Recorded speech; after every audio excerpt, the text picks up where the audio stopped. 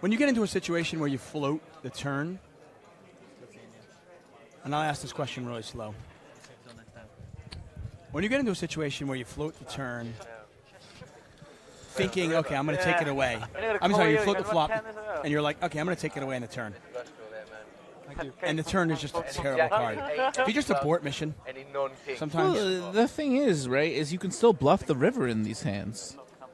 Like, it's not unreasonable for you to check back an ace high that you called within the flop and then bet the river for value or to try to fold out a chop. I mean, you just called pre-flop, so we could definitely have, ace 10, ace 9, ace 8, ace 7, all these hands. It's not like he bets 300k on the turn with a deuce 100% of the time as well. He can still have a deuce and value bet it on the river. I think, what are you going to do? I think as professional, No, it's nice though. I think as as full-time professional, that you have less equity to have a king, so he might call you with a. You got to pay at least. Got a jack or 8 though. Bombing it. Could have it, but if you had less percentage, you have it.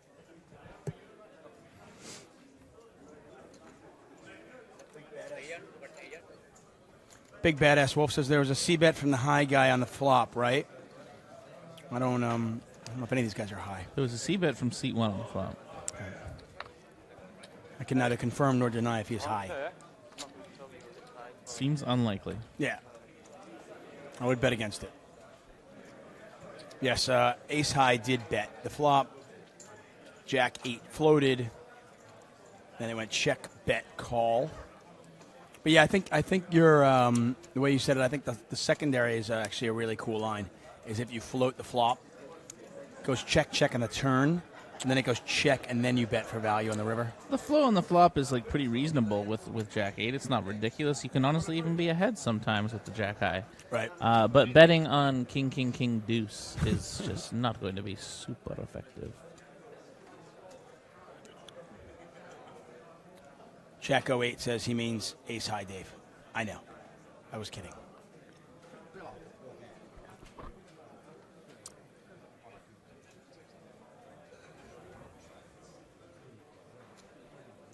So blinds are now 40-80, huh? They're up there. About 150 blinds in play now.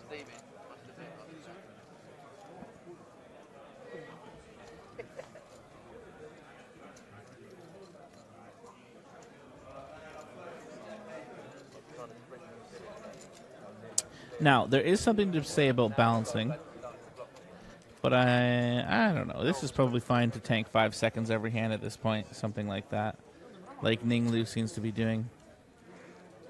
I don't think that's unreasonable. Yeah, but not repping much. That's what I'm saying. If it becomes jack or 8, then it's a good shot. At least one of these would go in. Yeah. Two. No, but that's what I'm saying. Probably two. I think reserved two. Yeah. If it becomes jack or 8, perfect. Hall on 5.1 million. Hernandez back up to 4.3 million. Ning Lu currently in third, and of course Chipione. Our short stack. All these players guaranteed just a tad under 30,000 pounds. 88,000 pounds up top. Tonka and Tuck at the commentary table.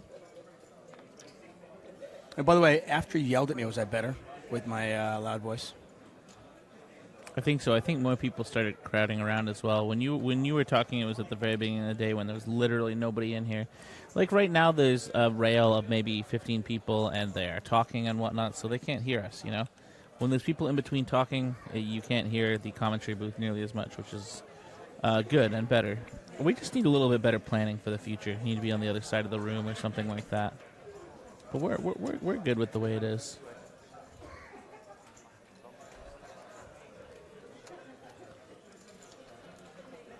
So this is another limp pot here, blind versus blind. Tom with the top pair. Tom has been checking most of the flops that he limps in, so I would hope that he continues with that. But he's going to bet, and he's going to win.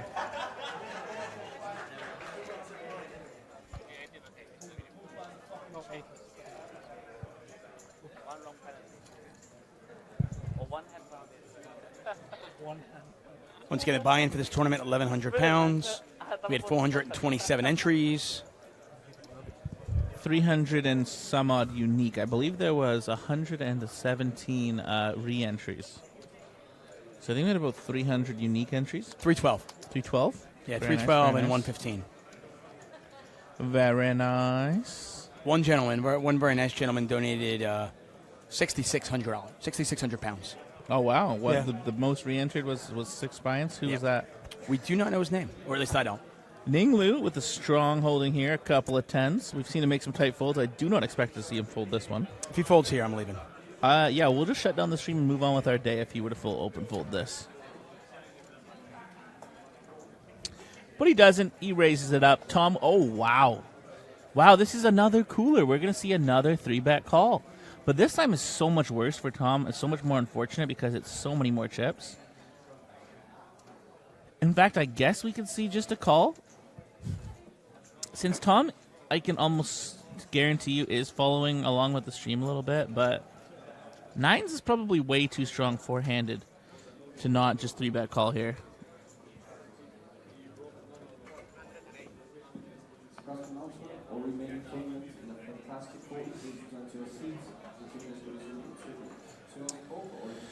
He does make a 480. Scipione in the big blind with the Jack 10 suited. This would be a suicidal play if he were to ship it in here.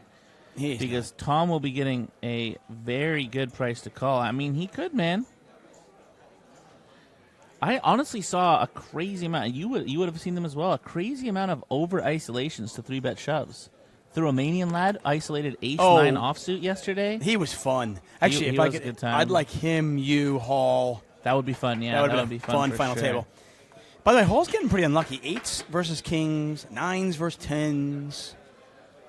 Is he going to ship it here? He could, man. I'd like to see a shot clock at this point. He's going to fold. He's going to fold. He's already psyched himself. He's already psyched himself out. He's already folded.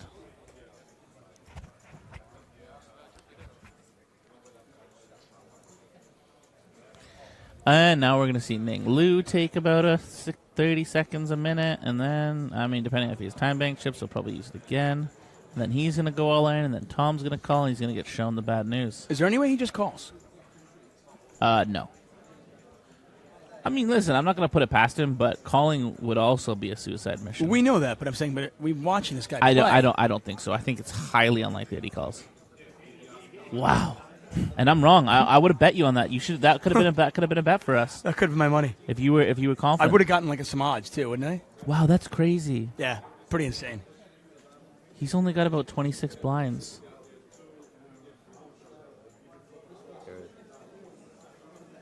Yeah, we already went over it. Yeah.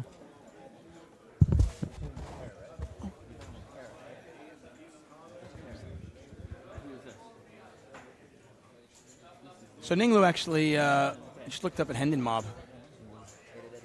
Did well in July. Wow, so Ning Lu is just a crusher of these tournaments here. He's already gotten 3rd place earlier this year in an 8-at-8 live local event. 220-pound buy-in. He cashed for 3rd place in the 3rd play. He cashed for 3rd place for 10K. That's what I was trying to say. I mean, bet, shove, call?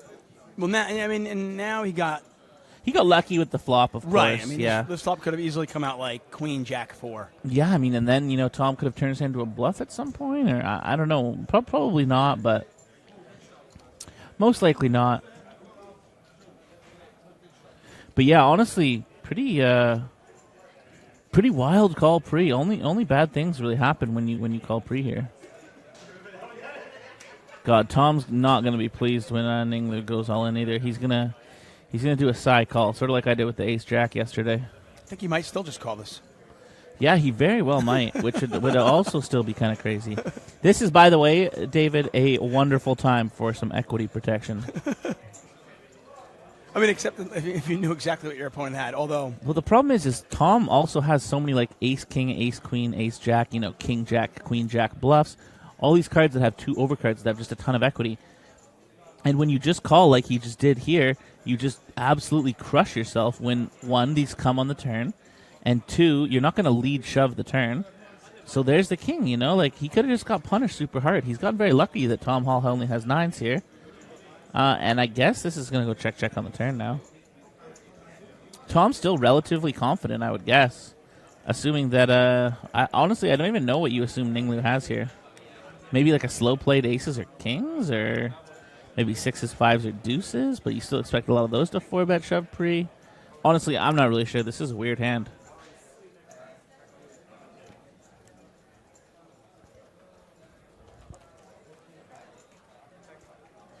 And it does go check, check.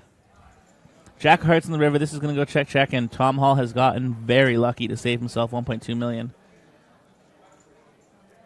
And Ninglu had two chances in this hand to get the last $1.2 million. And he took the more conservative approach and is not going to get it all in. Tom's definitely going to check here. I'm not really sure what he's thinking about. He can't get any worse hands to call. I think he thinks he's beat. Yeah, he's honestly just upset about the run out because king and a jack, it's kind of likely that he had like ace jack floated him or something, king queen, king jack, something like that. Yeah. I did think about it. Well, I did think about it.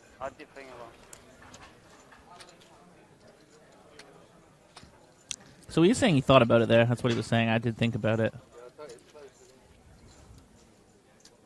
I got to tell you, the way these guys play, we could be here till 5 in the morning. Yeah, I might definitely. go straight to the airport. Yeah, no one's very aggressive. No one's really loosening up. No one's even playing aggressive pre-flop.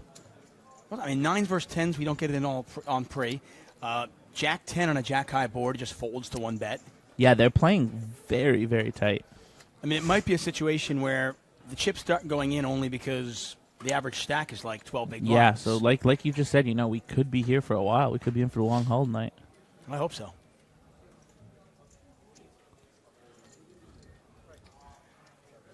Is that okay? 160. For a second, I thought it was 250. So that was very uncharacteristic. I'll be okay with that. I mean, too. I can see just Ninglu folding here, but that would be almost as criminal as not 4-bet shoving 2 10s. Don't do it. Well, I mean, if you think folding Jack 8 off suit is criminal, then why before when I said calling 6-5 off suit? Well, Jack 8 is a significantly better hand than 5-6 offsuit. Really? Okay. What do you mean? You got Jack and an 8. Those cards are a lot bigger than 5 and 6. I understand, but I mean, the 6 and the 5 at least work together. So do a Jack and an 8. Fair enough. Come on, Jack and an 8 is such a better hand than 5-6. Maybe that's where I'm wrong. I guess I mean Jack and an 8 is clearly better, but I didn't think it was so much better. Than It's a lot better. Really? It's a lot Okay. better. Fair enough. So here's a little starter pack for you.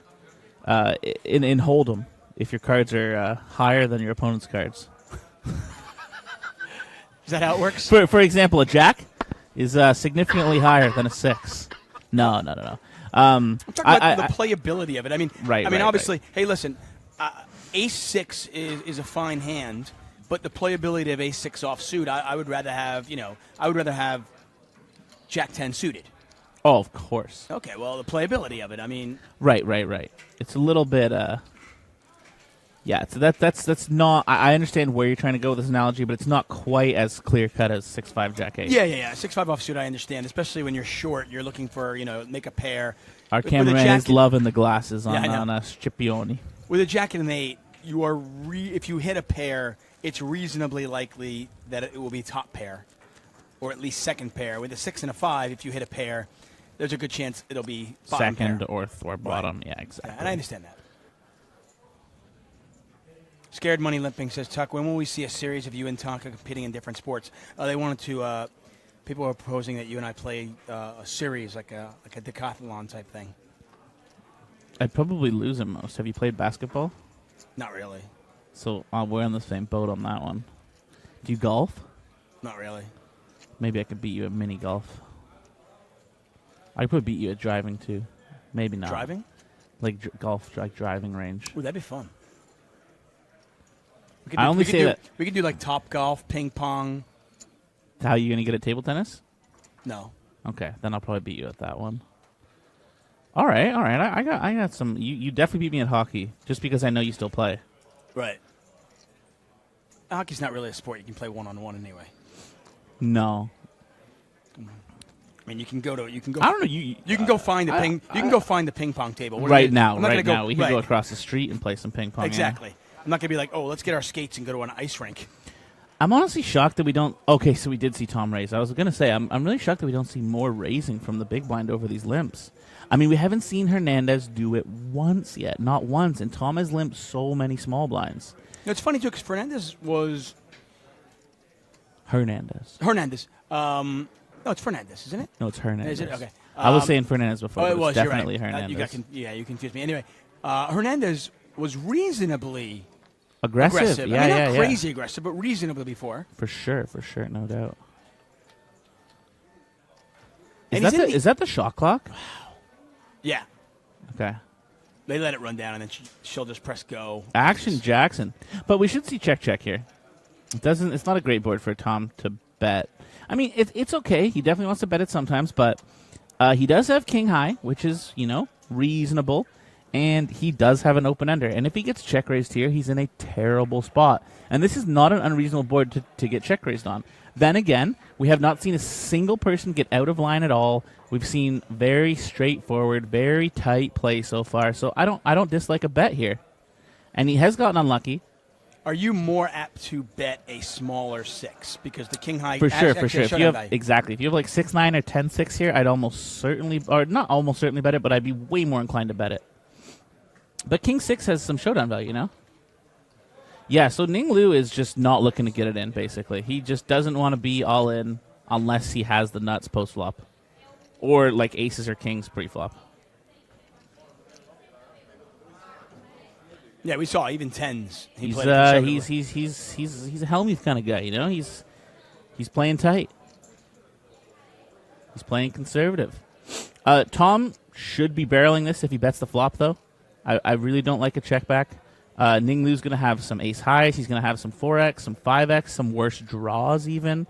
He can float the flop with 8-9. He can float the flop with like a hand like Jack 6 or the King 6. It is unfortunate if he has like Queen 6. But yeah, I definitely like the barrel with Tom, especially when you have so much equity in an open ender, and you have a ton of pressure. You put a ton of pressure on a 4. You put a ton of pressure on anything that's not either a huge draw. This is actually a really reasonable spot to check raise call, check shove, also just a check call. But did Tom bet the pot here? Yeah, he did. He bet pot. Love it. Love to see it. He's really putting pressure on, like... Great bet. This is probably the best play we've seen at the final so far.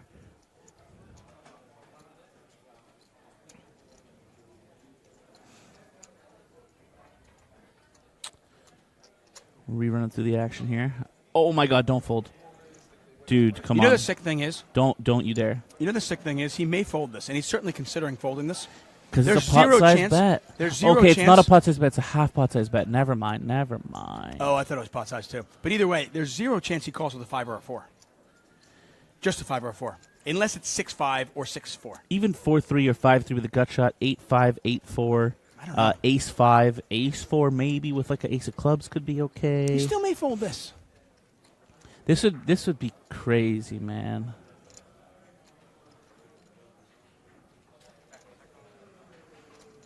This would be really crazy. No, he just folded. I was gonna. I was about to say, if you give me 2-1, I'll take the fold. No, and I would have snapped it as well. Don't fold. Tuck is literally sitting here crying. He had the best hand and overcard 2 straight draws and the nut flush draw, and he folded to 2 bets. No. Oh man. We should put your camera on. We really should because it's hysterical. Man, oh man. Oof, that one hurt. I mean, he limped in the small blind with ace 3 of clubs, though. Reasonable. Check called. All reasonable. Check called the flop and then just check folded. Yeah, the turn is crazy. The pre-flop is fine. Flop is fine because you don't want to check raise get in like 40 blinds when the guy's sitting there with like 15 blinds. That's reasonable. But check folding the turn when your ace high can literally be the best hand. Not to mention you have the best draw you could possibly have. Let's say it was a pot-sized bet like we thought it was. Sure. Then it becomes possible to consider other options than call. And what are the other options? All in. Or All in. you're just all in. I'm all in or call. I'm never folding. You're can zero. never fold. Okay. Folding Like, is I could light the table on fire and you're not folding. folding is beyond insane. Folding is like if Tom Hall has the best possible hand that he can have, if he has a set of if he has a straight or a set of queens, if he has a straight is a much better hand for him to have. If he has a straight, that is the worst situation, and he still has the nut flush draw, which is, what's it, like 25, 27%, something like that. Should probably know that. Ooh, we could see some action here. We got, oh no, it's not a flush draw for Hernandez, never mind. What a flop for Tom. Tom did check a flop before that was ace, king, queen. I'm definitely looking to see Tom check here, and I think that he will. The hand is just a little bit too strong to bet. You have a lot of different hands you want to bet, but he does go for the bet, which is also reasonable. You can't check this always. But you have so many other flush draws to bet that don't have a pair, like king high spades, ace high spades, 10-7 of spades, stuff like that. Ooh, that fold hurt my insides. Seriously, it was really funny to watch your reaction. No, that was... By the way, Hall, even though he's gotten 8s versus kings, 9s versus 10s... He's still a substantial chip leader. Yeah. Yeah, he's gotten pretty unlucky so far. But again, I guess he got lucky not to lose it all with 9s versus 10s. I don't know, man. I don't know how you don't lose your 28 blinds when you 3-bet 9s versus 10s. I mean, I don't want to hammer our good friend Nilung. Okay, I don't want to hammer him. No. He's obviously doing something right. 3rd place finish. Oh, no, absolutely. At an 8-8 live event this summer. He's got another top 4 finish You know here. what? You know what it can be as well is like ICM is obviously a factor. Don't get me wrong. He's in 3rd place as a player with 4th place chips. But there comes a time when you just got to put the chips in the middle and say if you got it, you got it, kind of thing. And we've seen a couple of those so far. King high flop, 2 spades out Whoa. there. Well, that is beautiful. For the winner. That is really pretty. Is it champagne? Wow. But Can I have one? You couldn't win that? I mean, the trophy alone is nice. I didn't want to drink it. It looks like it's still at the bottom. I wish I was on the final table. Yeah, I wish you were there too. I would have stole that from you. But my point was basically I don't want to hammer him because he's obviously doing something right. Oh, no, here. for sure. That said, he's been getting great situations. I mean, Yeah. ace 3 of clubs versus king 6, kings versus 8s, 10s versus 9s. I mean, if he played it in a different manner, if he played it just a little bit more aggressively, oh yeah, he could be would chip leader. leader for sure, sure, yeah. Yeah, no doubt. Yeah. Luke Cash Money says, didn't Andrew Nemi play this event? He did. Yeah. He was out here. He's gone. I think he's already actually posted a vlog. About it, yeah, has he? Check out Andrew Nemi on YouTube.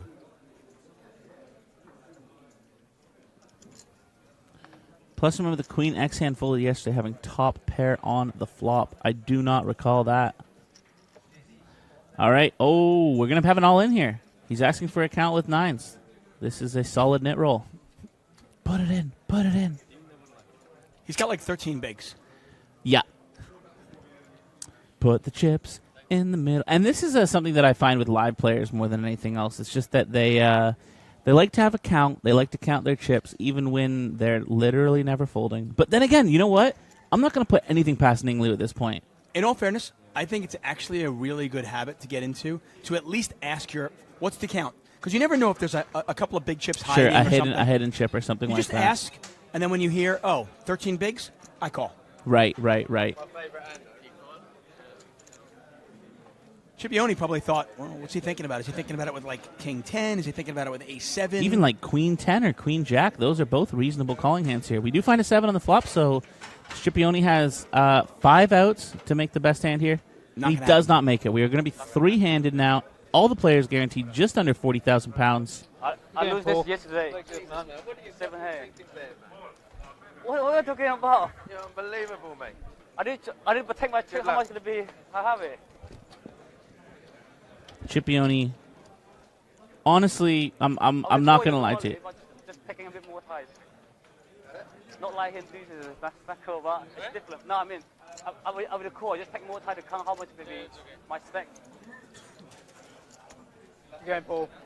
Okay. Honestly, reasonably slightly upset there, I think. That is honestly a pretty sick net roll. And I can see myself if I bust there with What did he King say? 7. Was he upset? Yeah. Chipione was like, unbelievable. Like, what are you tanking for? Like, he was asking him. I can definitely see myself being a little bit frustrated as well. Salty. Yeah, a little bit salty. And I mean, that'll go away like literally 20 seconds later, but I can see myself in the moment being like, wow, really, dude? You really needed to think about that with 2 9s? Like, someone could have shoved 35 blinds into me with 2 9s there, and I would just snap it off. Right, it's four-handed, it's blind on blind. Four-handed, blind versus blind, and you have the 6th best possible hand that you could have. Yeah, and your opponent is probably limping even like aces and kings potentially sometimes. I mean, we probably know Scipione wouldn't because he shoved the queens before. Yeah, but I don't know if he's shoving queens in that spot. I really don't. It's a different spot, yeah. So, I mean, let's say he doesn't shove aces, kings, or queens, so... Jacks and 10s. Yeah, you're just yeah, crushing. It's a pretty sick knit roll, and I feel Scipione's pain there on being a little bit frustrated for sure.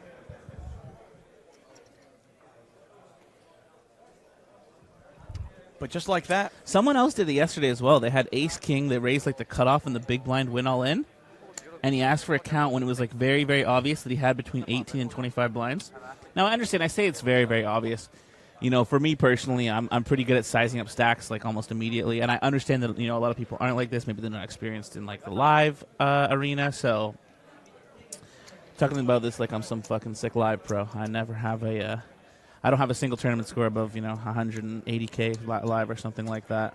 I mean, again, my point. I have zero issue with anybody saying, no matter. By the way, even if you know you're calling, I have zero issue with just taking 3 seconds, going, how much do you have, just to get a correct count. And then being like, okay, I call. Like, just right. That's fine. Yeah. If you want to take the 2 seconds to ask them how many chips they have, that's cool. I have been in situations in cash games where I did not know somebody had a huge chip behind, and I was like, oh wow. And I don't want to get myself into an Alec Torelli situation. Okay. Alec Torelli, the angle shooter. I don't want to get myself in that situation. Okay. What's your take on that? You're probably friends with him, right? All you live donks are friends with each other. I can still be friends with, even if I'm friends with somebody. You can still disagree with something that they did. Yeah, So what was I talked to Doug Polk about it this summer. I thought Alec Torelli was very much in the wrong. Good. Like I didn't think it was close. Yeah. I actually thought it was worse than even Doug said it was. Yeah, because of the way he handled it afterwards. No, I thought it was. I actually think he truly did angle. I think he actually. The chip, when he said to him, because he hadn't called yet, I think he angled again by asking him, did you not know I had this? And then he gets a and then reaction. he made a read off of that. Right. Dude, that hand was all sorts of scumbag. Yeah, he came off so bad in all of that. Yeah, I did. And like I said, I mean, I know Alec. We're not friends, but we're friendly. But you don't think he's a bad guy or anything like that. But that was, put it away. But I don't know him that well. So I'm not vouching for him. I'll put it that way. Absolutely. And based on the evidence that I saw from watching that, I did not like what I saw. So for some reason, we are sweating Ninglu's face here, even though the other two are the ones in the hand. Not really sure what was going on there. But yeah, that was some bad stuff, man. He came off really bad. But that was my point when I talked to Doug about this. I said, my biggest thing was when he actually said to him, hey, did you know I had this extra 10K? Yeah. I felt like he did that 100% to get a read. To get a read. Yeah. Yeah. And then he called based on that read. And then everything he did afterwards.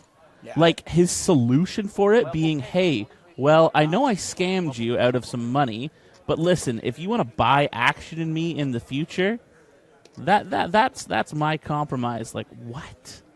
Yeah, So we had a misread on the flop before with the cards, but it looks like the flop is King 8-4, and they both have a pair. Oh wow, that is a turn. Yeah. But then again, Tom only has Ace-8, so it's probably going to go check, bet, potentially call.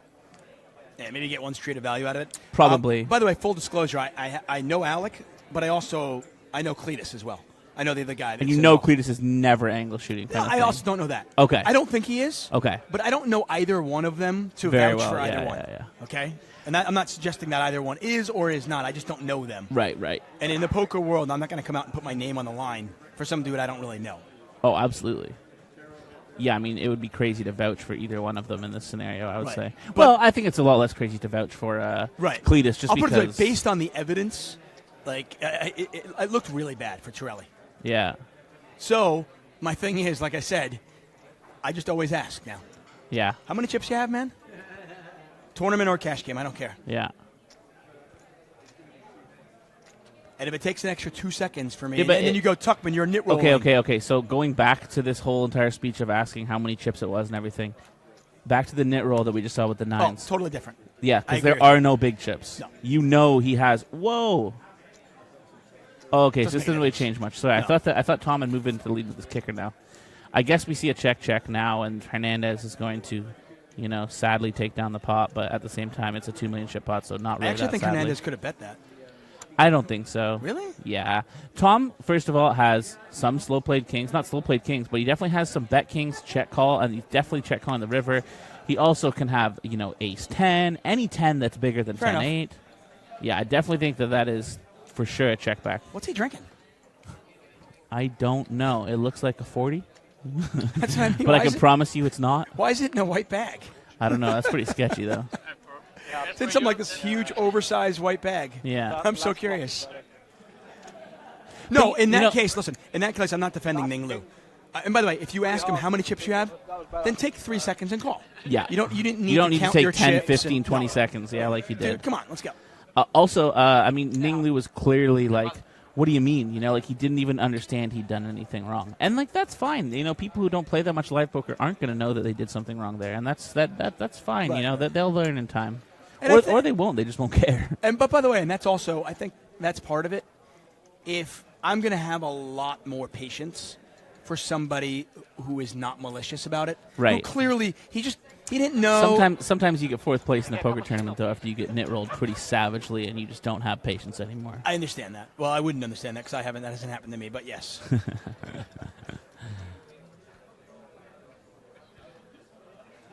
And Tom is no longer the chip leader. I'm pretty sure the chip leader is Hernandez, and he is, 4.9 to 4.4 million. Noetics Hood says it's in a white bag because it's alcohol and it's illegal in public in the UK. We're in a casino. It's not illegal to have alcohol in I'm a casino. drinking alcohol right now. See, I don't even give comments like that at the time of day anymore. I'm a little bit withered when it comes to Twitch chat, and like that's a very obvious troll. Is it? Yeah, I thought he was legitimately saying it. That's He's why. either just like really stupid or he's trolling. Okay. And either way, I just don't give him the time of day anymore. I'm a bit too withered at this point. Fair enough.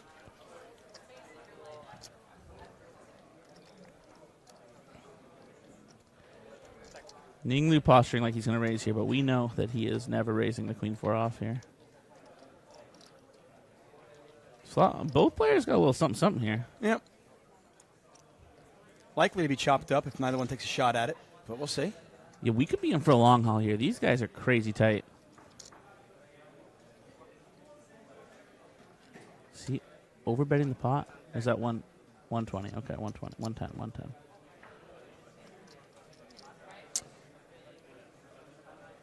Hernandez makes the call. Yeah. Wow, bink.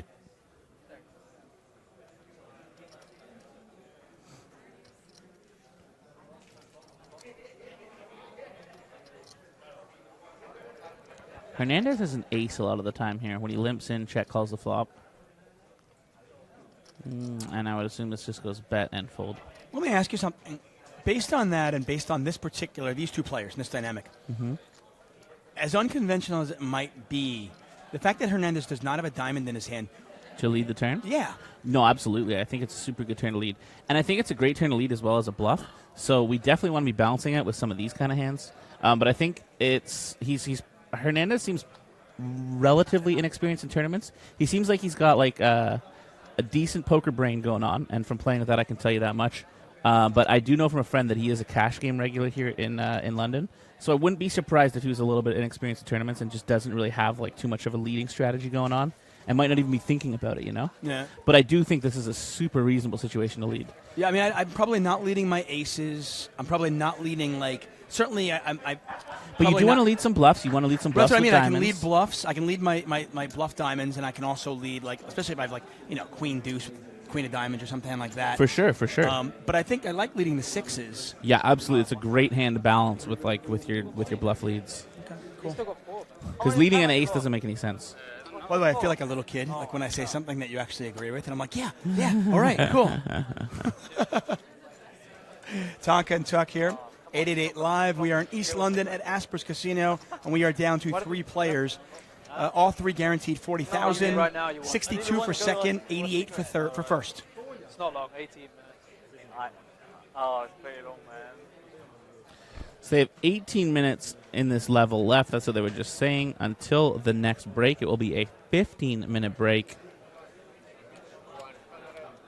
And then we will be coming back. Ace-queen on the button here for Hernandez. We're going to see a raise. 195K, making it a little bit bigger here. Interesting, because he has been exclusively min-raising so far at the final table. And he has decided to pop it up to 2.45x here. I don't hate this strategy against Hall in the big blind. I don't either, as long as he continues to do it. If Right. he has exclusively done it with ace-queen and now he's not going to do it in the future, I don't like it. Okay. But if he's going to start to make this a thing now, with most of his hands on the button, then that's fine. Oh, Hall outflops him. Probably going check here. I mean, Hernandez definitely wants to bet some sort of the time, but I think if he wants to bet an ace-high hand, he probably wants to bet like, ace-7, ace-8, something that's like slightly less strong that could pick up some turn barrel equity.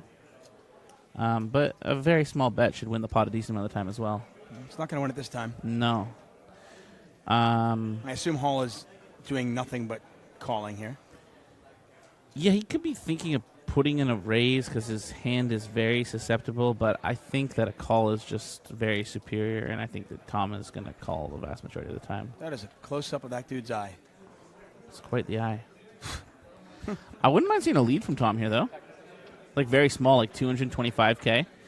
It protects your hand from all of the checkbacks on the turn here from Hernandez's, king queen, king jack, king 10, basically any 2 overcards, which he's going to check back virtually always. And now you're just sort of check guessing. And you're also never getting raised. I mean, if your opponent, even if he has, let's say he's got 9s there, he's not going to raise you if you lead the turn. It's not likely at all. It's very, very unlikely, in fact. And by leading the turn here, you kind of induce bluffs on the river because you lead the turn, and if you don't improve to a straight or a boat, 6 is full or a 7 high straight, then you can just check call the most of the time, depending on the size. Check fold sometimes, of course, if he goes crazy. But this line just sort of, this hand just plays out exactly as it did. Tom bets 160, he folds the river. Unless Hernandez makes a crying call here.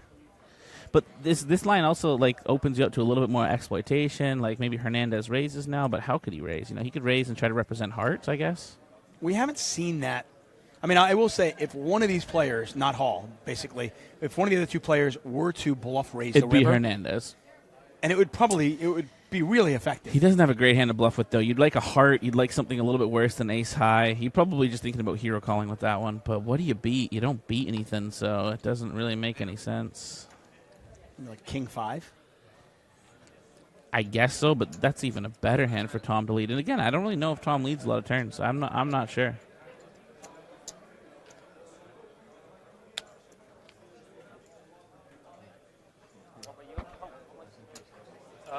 Give me 1 second, I'll tell you. 4.5 last time I checked, but now it's probably more like 4.8. You got 5 about it. I think you got 5. You must go 5 something. Hang on, I might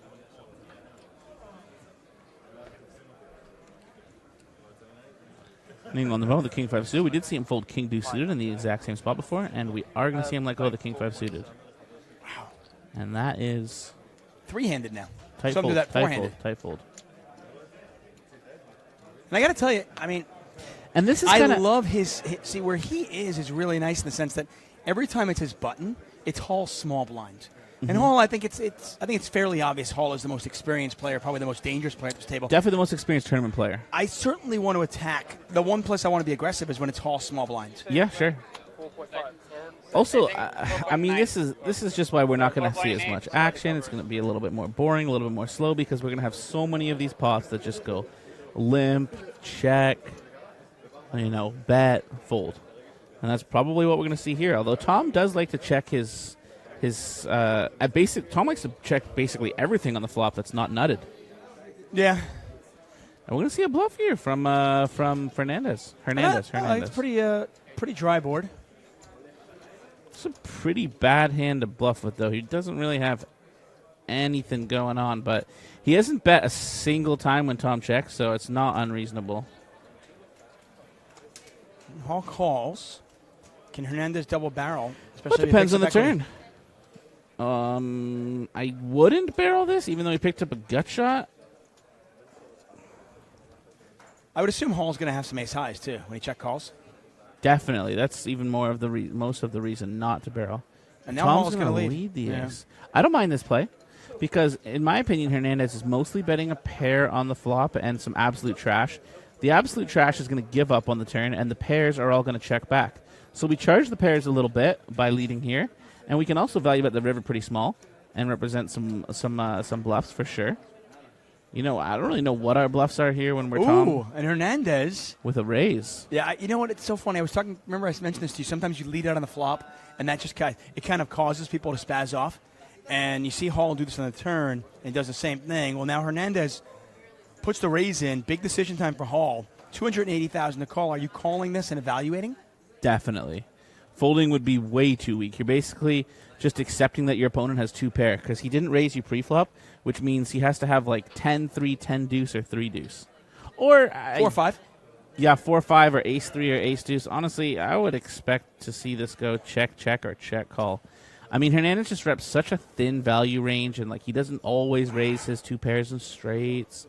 He's so juicy if Hernandez can bet like 900,000 though. Also, the problem is for Tom, though, is that Hernandez doesn't really have any reasonable bluffs. Like, what the heck do we want to bluff with? Like 4-6, I guess? 4-6 and 6-5? Those are the only hands that make sense. They have a little bit of equities.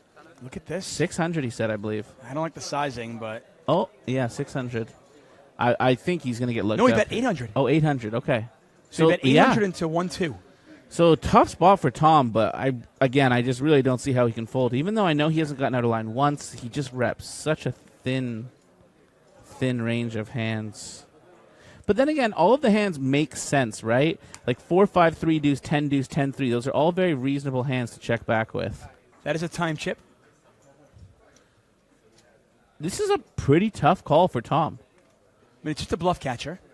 Yeah. But you mentioned, I mean, Hernandez has not really bet flops unless he has something. He hasn't gotten out of line. Yeah. And again, he doesn't really have any bluffs that make sense. I mean, 5-8 makes no sense. You know, having anything random here doesn't make any sense because it's just a pure no equity bluff. I mean, it's almost as if, like, you know the bluff that would make sense? It would be pretty cool if you had, like, pocket fours or pocket fives and he turned that into a bluff type thing, you know?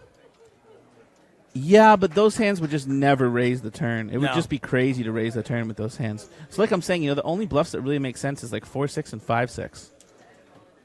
Because those have at least a gut shot, you know, they can barrel it off. But then again, this is he's gonna fold. He's gonna fold. He's gonna use in the time bank chip and then fold, I think. This will put Hernandez in the chip lead if he folds. He's already in the chip lead, isn't he? No. Oh no. Yeah, he is. He's got 4.3 because it includes the bet. So and he does get the fold. Show one tie. No. Oh, I find out after half an hour. Find out after half an hour.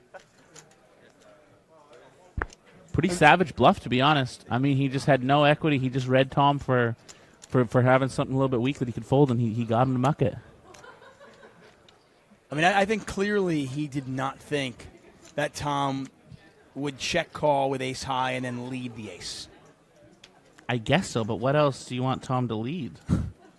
I mean, he doesn't know he had 6-7 before, but like, what, do you think he check calls a 10 and then leads a 10 on an ace turn? That doesn't make any sense.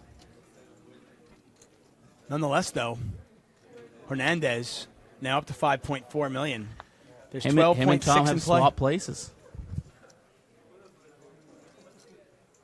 And that's got to give him a lot more confidence, you know? I mean, he's been flying ever since. I mean, ever since he joined your table yesterday.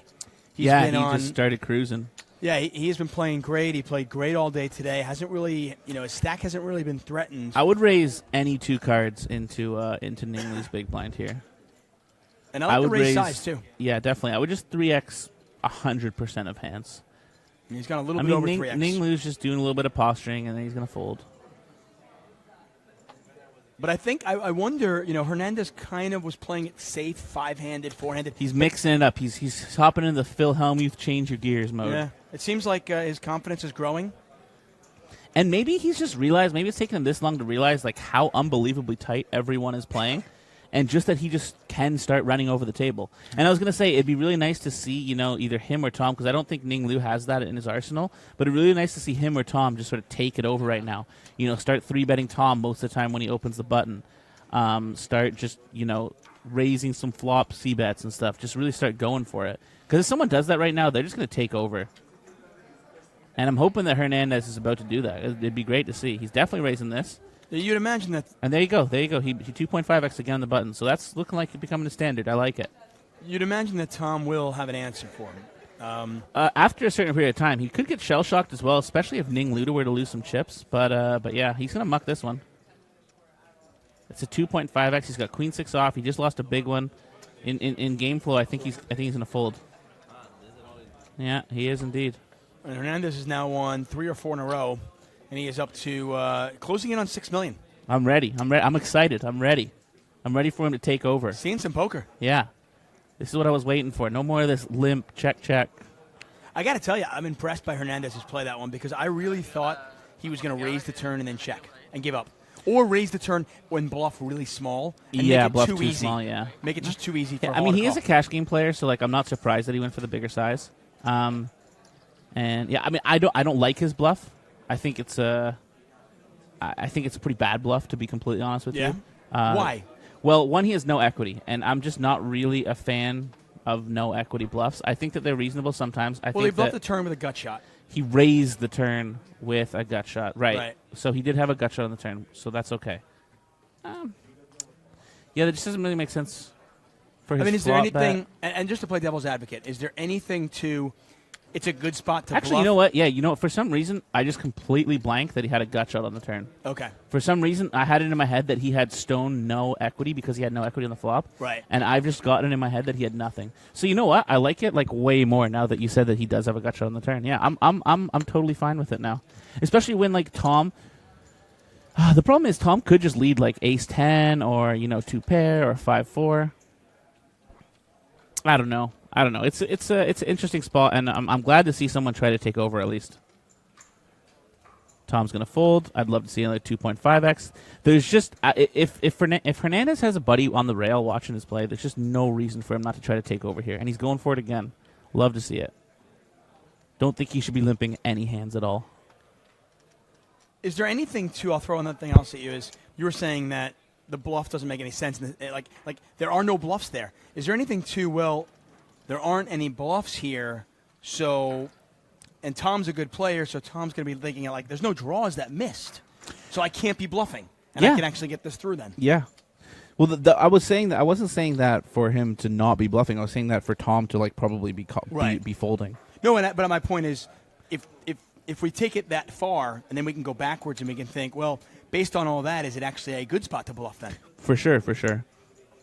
Either way, though, I was impressed. I didn't think he had it. From what we saw, I didn't know if we would see that from him. No, the more I think about it, the more that I think it's very reasonable, and I like it.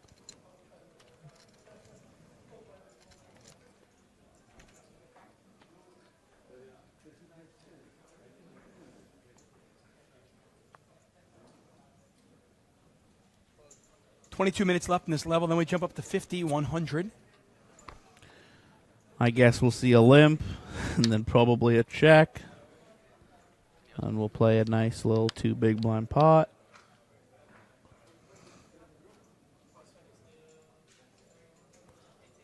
I just want to see Tom hammer him, though. Like, just raise, man. Just raise.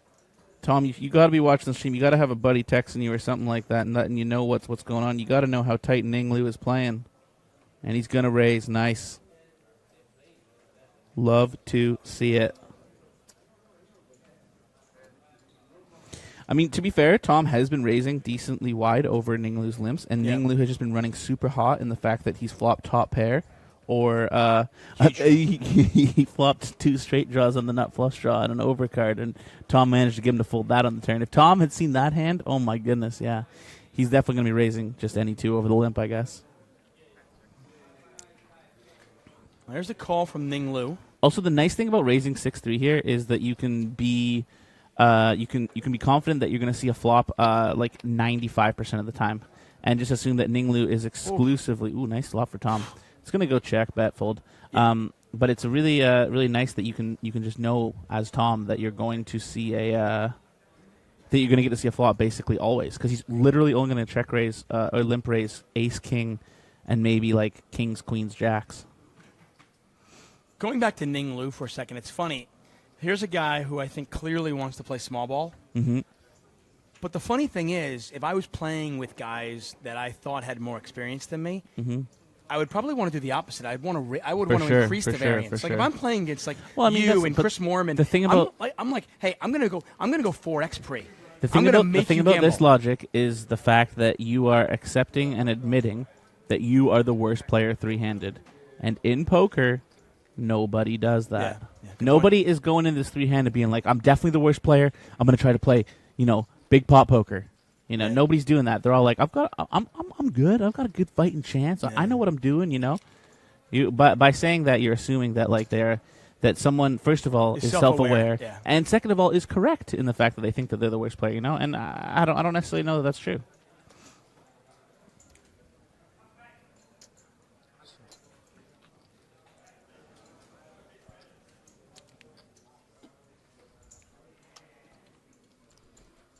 And that goes back to the old adage of like, if you walk into if you ask 1,000 poker players, just random poker players, where they fit in that sphere, what percentage are you? You should, theoretically, 500 of them should say they're in the top 50%. 500 say they're bottom, but you won't. There's no chance you'll get that. Yeah, everyone will say they're in the top. Oh, and 85% of them will say they're above average. The Where they're slightly better age-old than average. analogy: poker's like sex. Everyone thinks they're good, and everyone fucking sucks.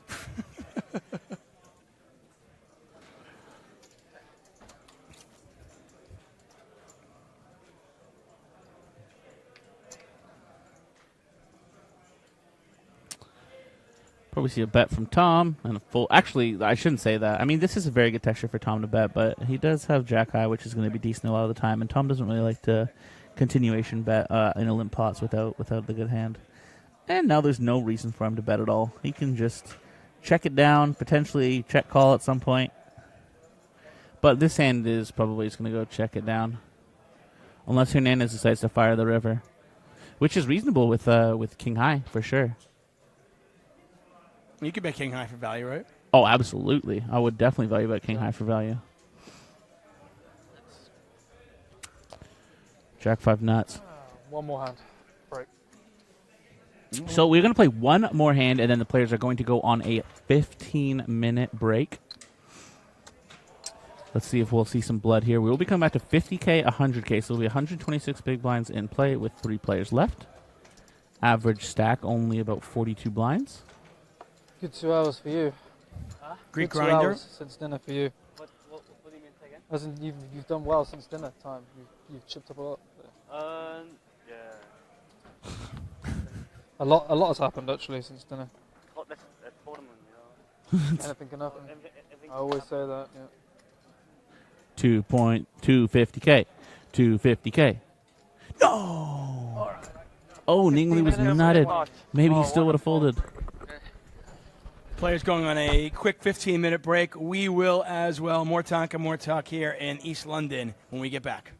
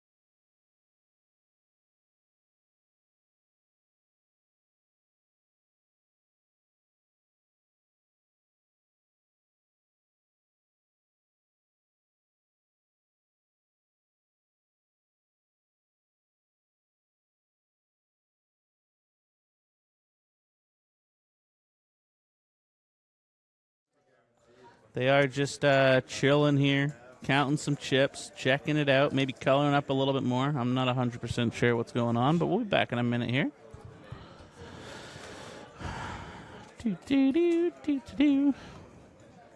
Who's the favorite, chat? Because I don't even know at this point, to be completely and totally honest with you, who the favorite is. By the way, 2 pet peeves I have, and I know you have to share these with me, okay? I know you. Okay, Number one is if there's a player all in, or I don't care if there's 3 players all in. Counting the chips before. Deal the cards out. Yeah, Just deal them out. See what happens before Agreed. Don't waste the time. Agreed. Number 2, very simple. Yeah? Don't color up. Color up during a break. Yeah, if they're coloring up right now, I'm upset because they should just be able to color up without the players. There's no need. Also, color up during a break. They colored up earlier. They colored up the 1K chips. And a lot of casinos do this, by the way. Mm-hmm.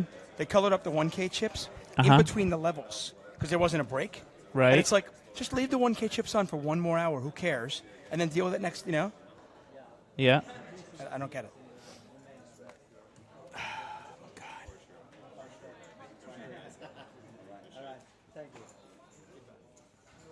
So there's by the way, there's one of the cocktail waitresses here, Mayada from Brazil. Mm-hmm. Fantastic. Sweetest thing. There she is. Stop it, she says. Oh, she's really nice. Well, I can tell you there's at least one that's not nice. She doesn't like you, man. I'm salty. I'm salty. Check out my mom's new pad. Wow. Does she have an inside or just a patio? It looks like just a patio. Yeah, she just uploaded pictures of the patio. What a donkey. Inside must just be an absolute mess. I'm on my knees. All right, we are back in action. We have got Hernandez raising the button with the 6-8.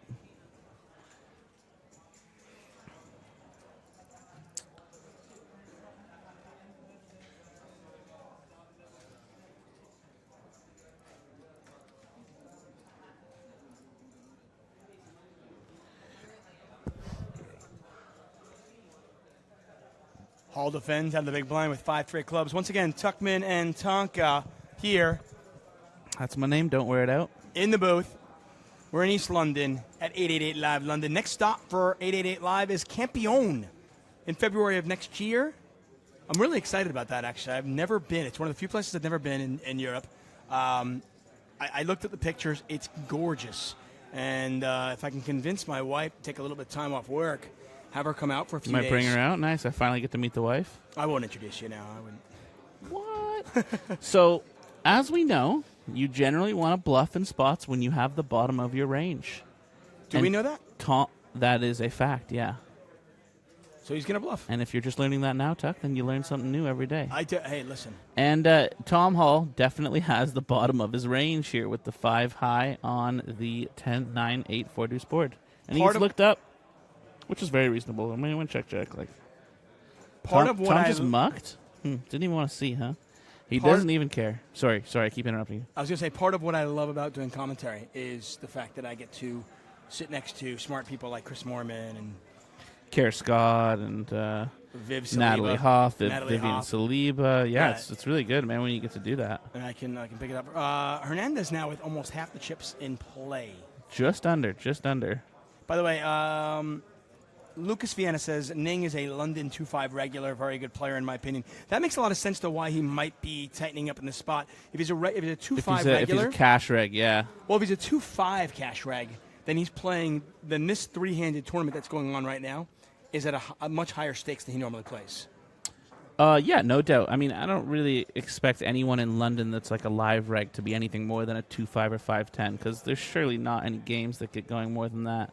No, there's a regular 5-10. Yeah. Even more 10, than 20. 5-10. Even 10-20. Okay. We see a raise, ace, queen, and Hernandez in the big blind with pocket 5s here. He has 6 million chips. Ninglu has 2.75 or 2.8, something like that. So, I mean, he could easily reshove here. It's a very reasonable. Oh, and he's all in, yeah. And I see a snap call, I assume? You would expect so. I mean, a count and then a snap call? Yeah, I guess so. I mean, as we saw the nit roll before, Ning Lu could easily just, tank here, which is obviously insane. You have 28 big blinds. You're raising ace, queen, suit in the button. How many better hands do you want here to call it off with, And I'm fine with him taking a second to think about it, but obviously he's got to call. Oh, well, he's a time bank chip. Right. He's having to think. He looks stressed. By the way, for the record, I got invited to a 10-20 cash game this week. Oh, nice. But I tend to get invited to a lot of games. I wonder why. Yeah, me too. I don't get it. He's not, actually considering fold. He's not going to fold. I think he's just a serial nit roller. The only time this could make sense if there's somebody else at the table with like 900K or something right. like that. Yeah, no doubt. And you're then the short stack. And then you probably just want to open shove. Okay, yeah. But he's the short stack. I don't even know what he's thinking about. Yeah. Whoa. By the way, if he calls this and wins, I can't deal with the table talk up that high. I apologize. Sorry. If he calls this and he wins, he's going to be the new chip leader. Right. If he loses, obviously we're heads up. And Hernandez will have a sizable chip lead, a 2-1 chip lead about. Oof, I can't even listen to it that high. Does that static really not bother you? No, it doesn't bother me. Man, that drives me insane. I'm legit losing my mind with that static. So he didn't quite go all in. He just shoved a bunch of chips in the middle. And, it's effectively an all-in, of course. Hasn't the time chip been used already? They had 4, remember. So I guess he should be right down to the very last second. And all right. He's done it. He's done it. He's realized that he has the effective nuts, and he's put his chips in the middle. Well, this is what he was hoping probably. He was like, I don't want to flip with 5s or 7s. But you just can't fold ace queen suited. I know, I'm with you. Oh, there's a queen. Oh, queen in the window and 2 diamonds. Wow, that's a really bad flop for Hernandez. 5 of spades is, well, that's and it. he's dead. Wow. Dead. Not great for Hernandez. You see a little celebration from Ning Lu, and reasonably, he is now the chip leader. The chip leader, a little fist pump there. Yeah, a little double there from Ning Lu. Kid's on fire. Kid is on And the moral of the fire. story is, you want some poker karma, nit roll. Yeah, there you go. If you want to win big pots, you just got to nit roll a little bit. Nit roll.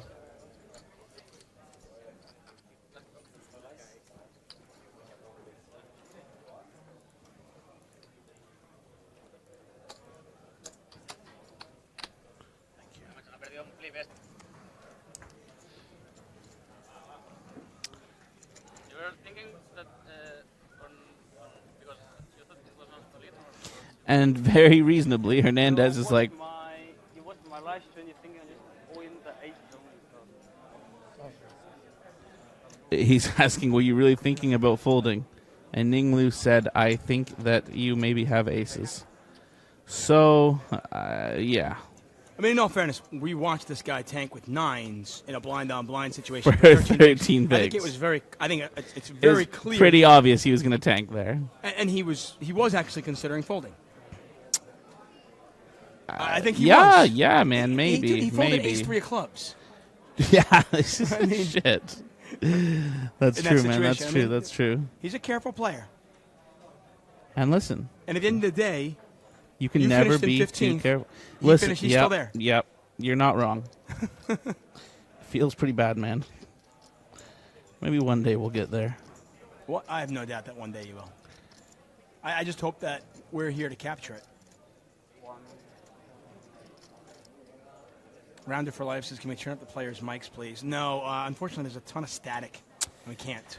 We can when they're talking. David can definitely do that again, but every time David turns it up, I turn it down. But if you guys don't hear static on the stream, you can let us know, and then we can just turn it up all the time, and I can just stop whining. And that's what I'll just do. You know what? We'll just turn it up.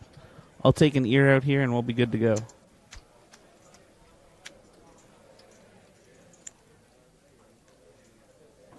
Hey, so in Rosvedov, are you at all commentating, or are you just playing?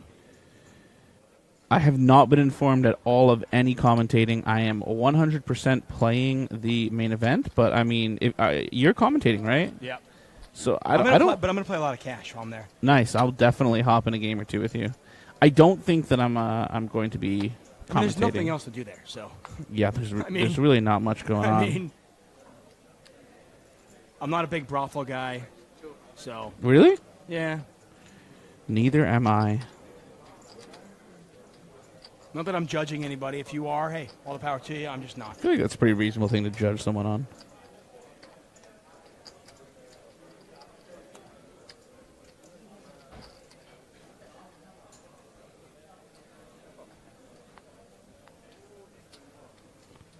God.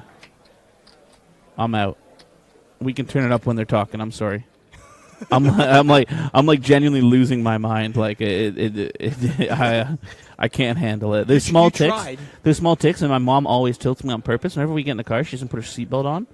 Oh. And if the door's open or the key's in or whatever, and like whatever it is, it goes beep beep beep, and she just giggles and laughs at me, and I'm like literally fucking losing my mind. Like I'm imploding. My brain is imploding.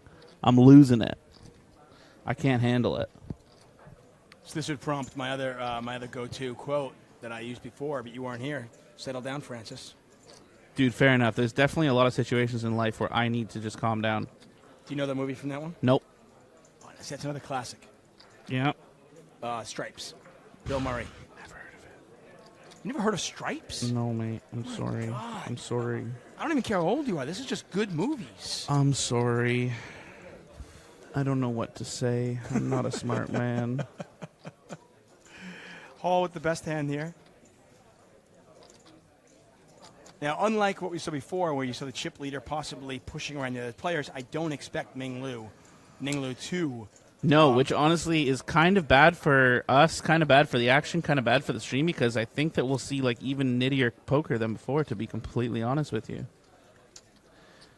Tuckman, you are so old. Please stop showing your age. Agreed. No, Dude, Stripes is a good movie. I don't agree. I'm just mucking with you, mate. Focus on the game. Hey, buddy, thanks for your input. We are.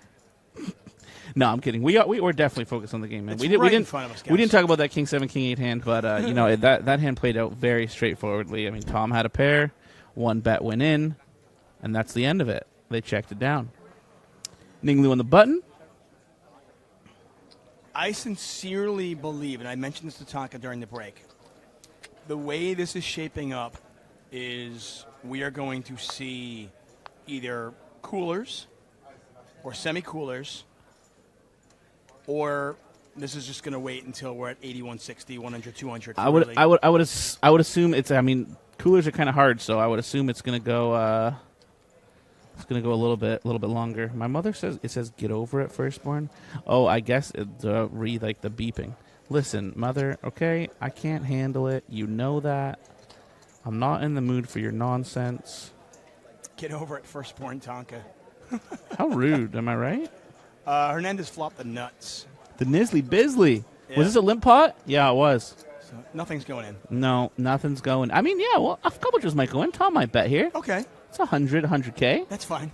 Hernandez is going to call. And the hand's over. I mean, no likelihood. Oh, he's going to raise.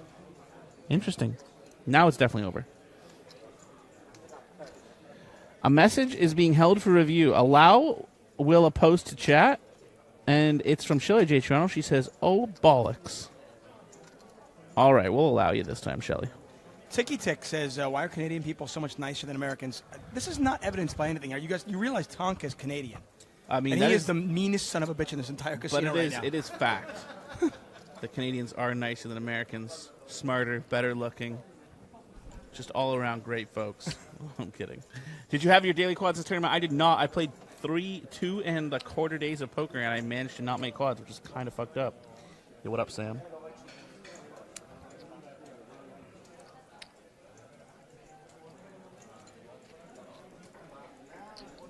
He just folded 6-7 butt on the button 3-handed. Wow, dude. Come on, Ninglu. What did he fold? 6-7. Suited on the button. Suited? Suited. Honestly, that shouldn't really come as a surprise to us. I'm trying to overhear previous hands as well, and I'm like not really getting anything. Like, not getting any information at all. Tom is trying to overhear previous hands. What a sneaky devil. I said that extra loud so we could hear. I don't think you did. No, unlike this morning, there actually are a handful of people here probably a couple of dozen who are watching the final table live, and they're all whispering so they can't hear us. Whisper, whisper, whisper. Queen 10 in the button for Tom, raising it up. Ninglu in the big blind with the Jack 9 off. Would not be surprised to see a fold here, but he is going to call. Look at you calling the action. Oh, yeah.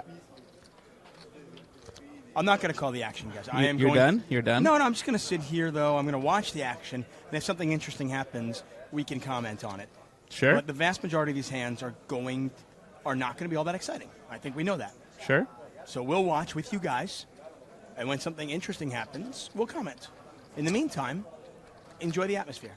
Came down to ask us to stay at 2:30 today to give you some moral support. Tonga, sorry it didn't work out. Hey, all good, brother. You know, we played a lot of poker tournaments before. We've got a lot of final 2 tables before. It's been a lot of sadness in our lives, so we'll be just fine. We'll recover from this one, just like we have the other ones. And, eventually, hopefully, we'll get it. So we do see top pair versus second pair here. A little bit of a cooler for Ninglu, but if we've learned anything, it's that he probably won't lose more than 1 bet with this. I'm not sure if Tom's going to barrel here. I would guess it's going to go bet, check, bet. Because they're not quite deep enough for him to 3-barrel, and if he's going to get 1 more sheet of value, he's more likely to get the river than the turn. Also, it's a nice little pot control situation. Can I ask you about that? What's that? Pot control? I just...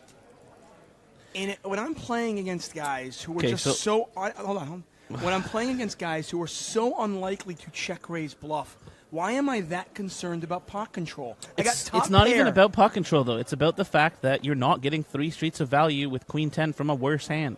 So, do you think... Well, I am if everybody thinks... If everybody always thinks that, wait, well, he wouldn't bet again because he'd check back because he's always checking back things, maybe I'd start getting more value. Wrong.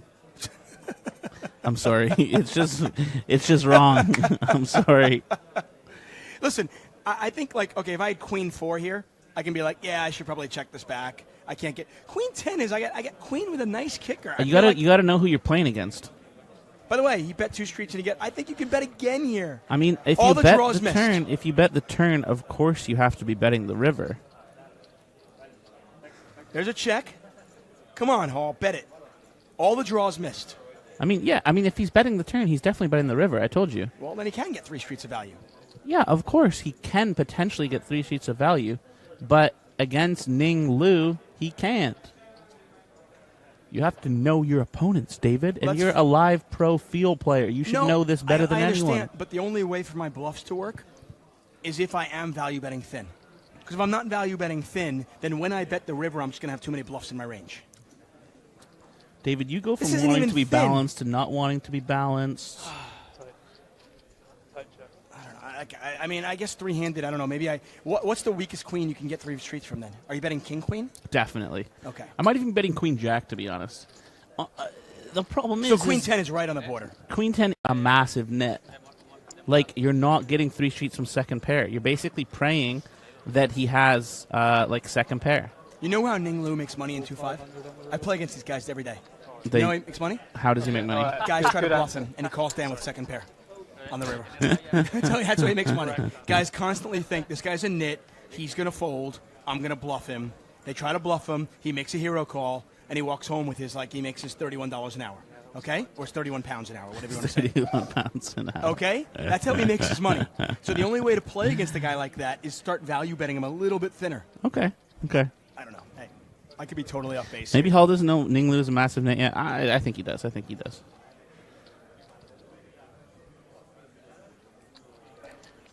By the way, I do think Queen 10 is super close. I think I'm definitely checking back. I'm also totally fine with going 3 streets for value, and I think that you should the vast majority of the time with Queen 10.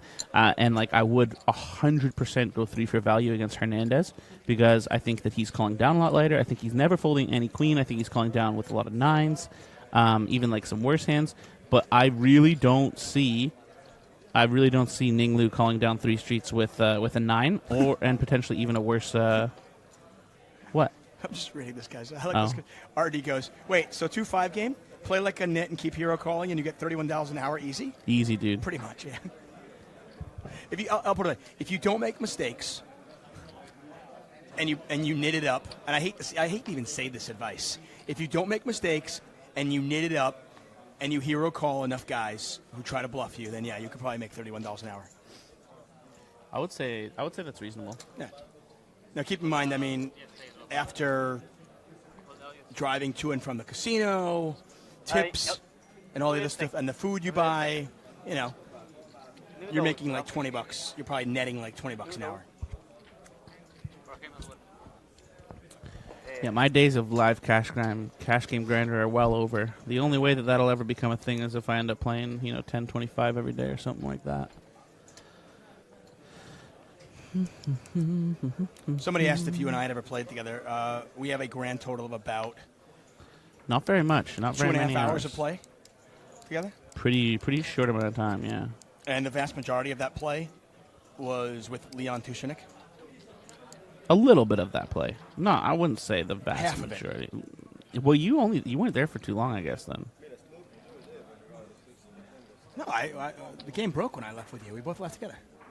Oh, then we played for a long time, dude. Did we? And Leon only played with us for like about half an hour, and we probably played for like 6 hours. Okay, maybe that's true.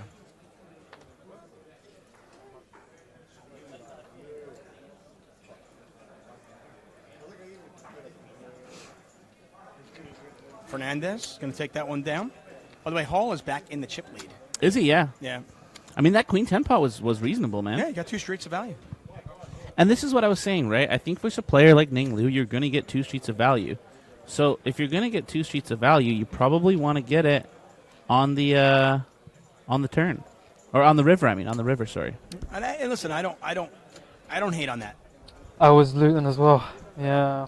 No, I haven't played the main. They're talking. The mini event. They are indeed. Because I think after I decided.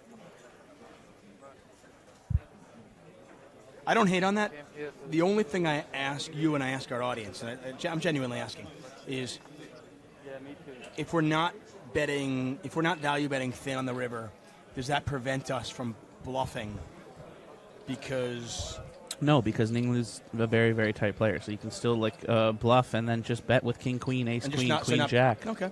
I mean, you still have a bunch. Do we have enough value hands in our range? For to sure, bluff? for sure. You still have heaps of value hands, right? Like we're exclusively talking about top pairs. What about when he has 2 pair, a set, an overpair? Like these are all like other hands that we have. Right.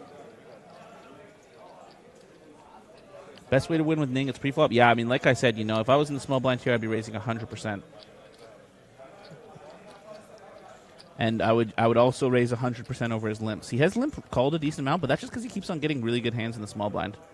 Oh, and he's flopping nutted as well. We have pair of 8s here with a flush draw against 2 6s. Hall's not going to like this flop. It's going to go check, though, I would assume. I mean, Ning Lu, I don't think he's ever going to lead out. This might go check all down. Well, I mean, if Ning Lu improves, of course, it's not going to go Right. checks all the way through. Yeah, like well, so, there like it now. is. Yeah, he should check again for sure.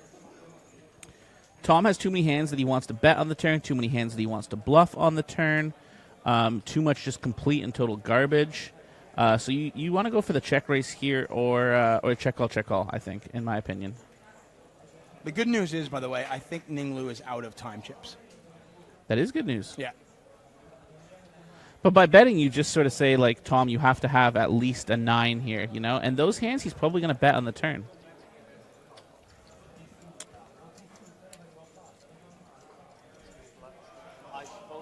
Hey, of the esports games, which is your favorite? Esports games. Well, what classifies as esports these days? I'm just saying of the games that Of video games? yeah, not like I'm not talking about like a game on like my PlayStation or my Xbox. I mean, a My game on my the current favorite game is by far PUBG, Player Unknown's Battlegrounds, and it's a battle royale game. It's like 100 people drop in, everyone picks up guns and stuff. You pick up you basically drop in it's a battle royale. You drop in with nothing, like naked, and you pick up guns, you pick up a backpack, you pick up armor, you pick up a helmet, all that shit, and then you die, and the field slowly gets smaller and smaller and smaller until the field's like us standing next to each other if it has to be, and last man standing wins. And they have it in So it's one. kind of like Hunger Games. Yeah, exactly like Hunger Games, and That's it's pretty sweet. and it's one. It's solo, duos, or squads, which is 4 players. That's funny. Luke Cash Money, literally. I didn't even read that, and it said it's like Hunger Games. if I had time to pick up one game, what would it be? What should I play? That game. That one, okay. For sure. Bottom 2 for Hernandez. Hall has nothing. He has 8-5 on a queen 4-3 board. Obviously, a lot of cards in the turn will give him some equity, but right now he is drawing slim at best. Hall is going to bet. Hernandez doesn't really like slow playing much. We saw that earlier on when he had the straight. Here with bottom 2 pair. Good, yeah. Here at bottom 2 pair, he's going to raise again and take it down. Is this a limp spot again? Yeah. Yep. And I think with his previous, I think the queen 10 raise was insane. I think it was really bad. But I think that this raise is like super reasonable. Your hand is way more susceptible. You've just raised before as well, so you have that kind of momentum going on. H1Z1 is so much better. You are not a smart man. Pay the price. Come on now, get it together, bro. I played almost as much H1Z1 as PUBG, and PUBG is just like the superior game. When I want a game that I can just chill out on the couch. Hearthstone, that's a perfect game to just chill out on the couch with your wife and just watch like TV. while she's falling asleep. This and game, yeah. She's falling asleep. We're kind of watching a movie, and I've got something on my lap. For sure. Hearthstone is your game then.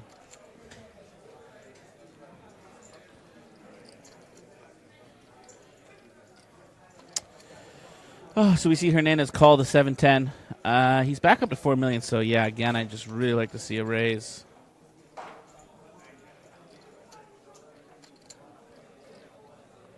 Hearthstone is good, free to, mobile friendly. Yeah, these are all true things.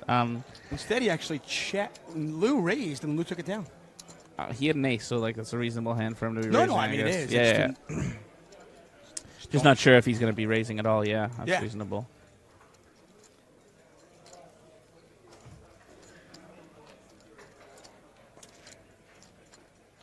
Adelaide in 1991. Come on, keep it PG. It's a family show.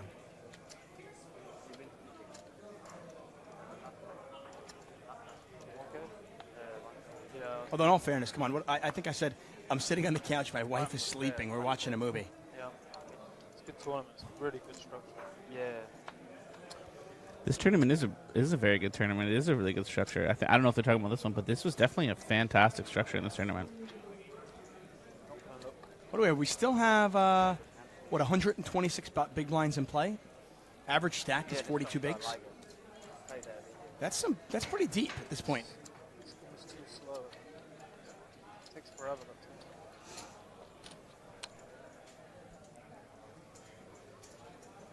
Yeah, that's what I'm saying, man. They're still super deep.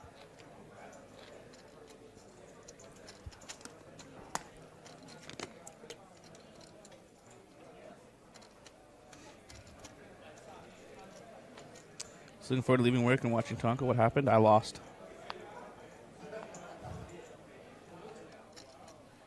I played some hands, and I can confirm that I'm no longer in the tournament. Hopefully that clears everything up.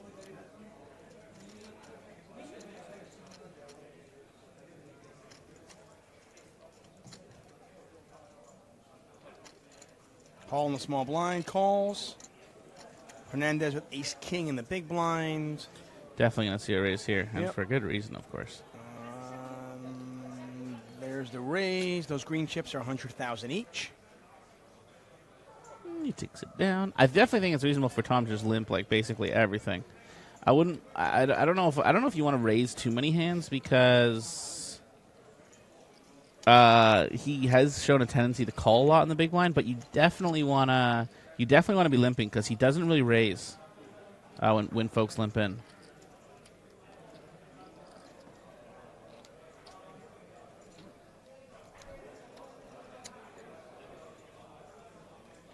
Currently 12:37 a.m. here on.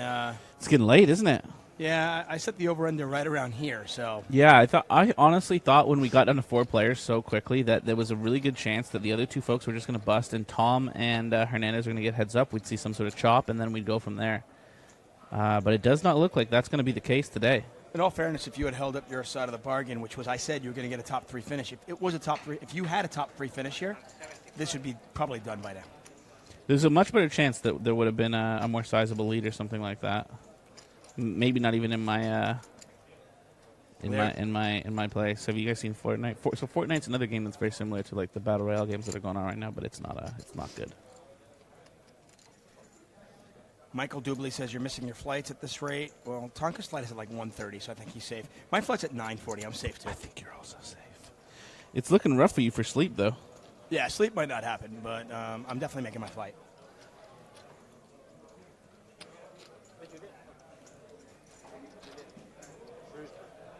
Close to Birmingham. Wolverhampton.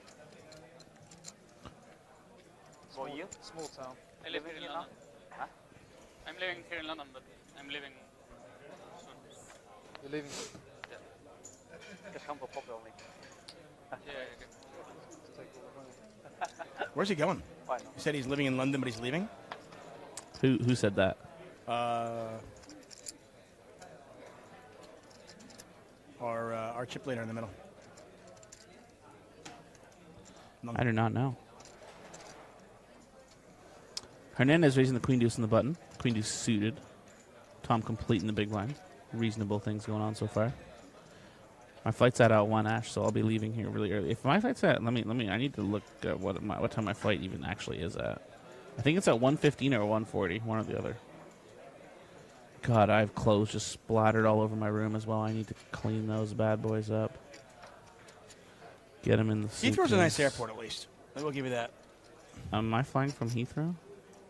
No, I'm flying from Gatwick. Oh my gosh. I mean, it's closer, man. Heathrow's the furthest airport you could go to. Not from here. Yeah, it is. Heathrow's further than... No, it's not. Heathrow's definitely further than Gatwick. It's also easier to get to. How are you getting there tomorrow? Are you just going to take like a 200-pound cab? Uber. So it's going to be like a 120-pound Uber. No, it's like 65 pounds. No, it's not. It's more than that. We're going to do both these. I'm actually curious now. Now I'm curious as well. Distance to Gatwick and distance to this. Okay, let's see. Gatwick Airport. I mean, maybe I'm wrong. Maybe I think you're very wrong.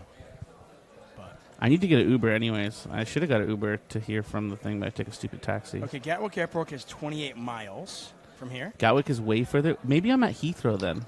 Heathrow Airport is 20 miles. How many miles is Gatwick? 28. Okay. 8 miles further. Considering, I mean, London is the entirety of London's only like 18 miles, though, so it's not. Okay. Well, now I'm panicking because now I really got to find out which airport I'm flying from. And then an Uber. I'm going to just look here really quick. My Uber to Heathrow. Now I need to check my email. Oh, goodness me. My life is a mess.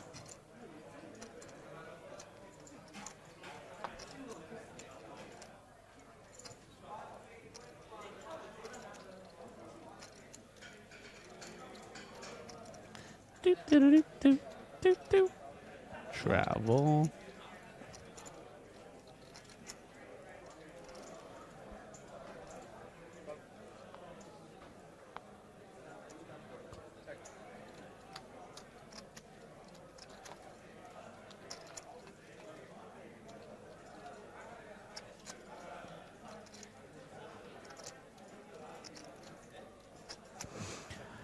Manage your booking. I will, sir. I will.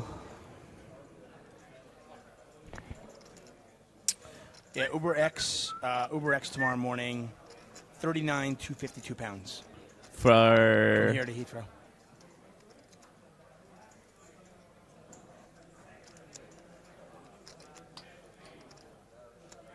To Gatwick.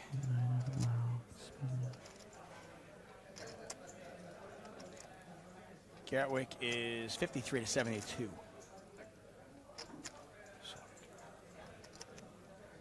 Okay, 1:15 Gatwick. Okay. Listen, I booked my flight, by the way, on the advice of Kara Scott. So I just want to... I mean, flying into Stansted would have made a lot of sense. That's their smaller airport. That's Yeah. closer. Stansted is definitely closer. But no, I couldn't get any flights to Stansted. Actually, Right. you know what? I totally meant... Okay, so now I completely remember what happened. When I booked my flights, I couldn't get any reasonable flights from Pittsburgh to Stansted. to Stansted Right. or Heathrow. The That most makes sense. reasonable... All of the other flights were like... they were like a 24-hour journey. Are they direct flight? Did you get a direct flight to No, Pittsburgh? no. I got 2 flights, which was the best one I could possibly get. Okay. Yeah, I couldn't get. I was actually in upstate New York visiting family, my wife's family, and I was near Albany. There was no direct flights, but rather than actually do 2 flights from Albany, I just drove to Boston, which is about 3 hours. I actually drove the 3 hours to take a direct flight from Boston. It was half the price, and a direct flight, which was nice.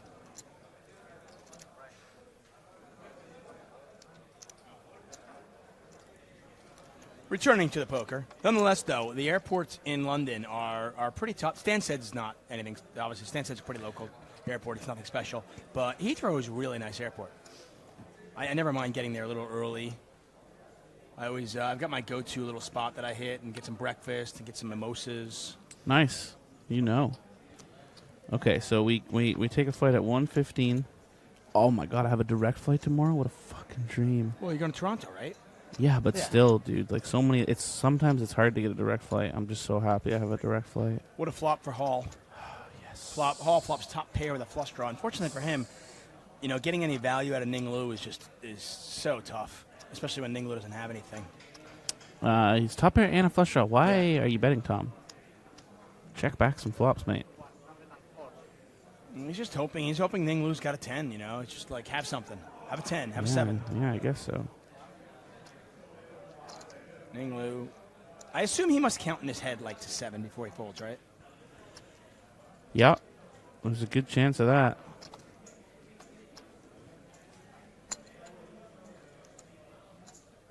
Once again, guys, thanks so much for joining us. Parker Talbot, Tonka, Tuck on Sports. I'm David Tuckman. We are here in East London at Asper's Casino. The final 3 players out of a starting field of 427.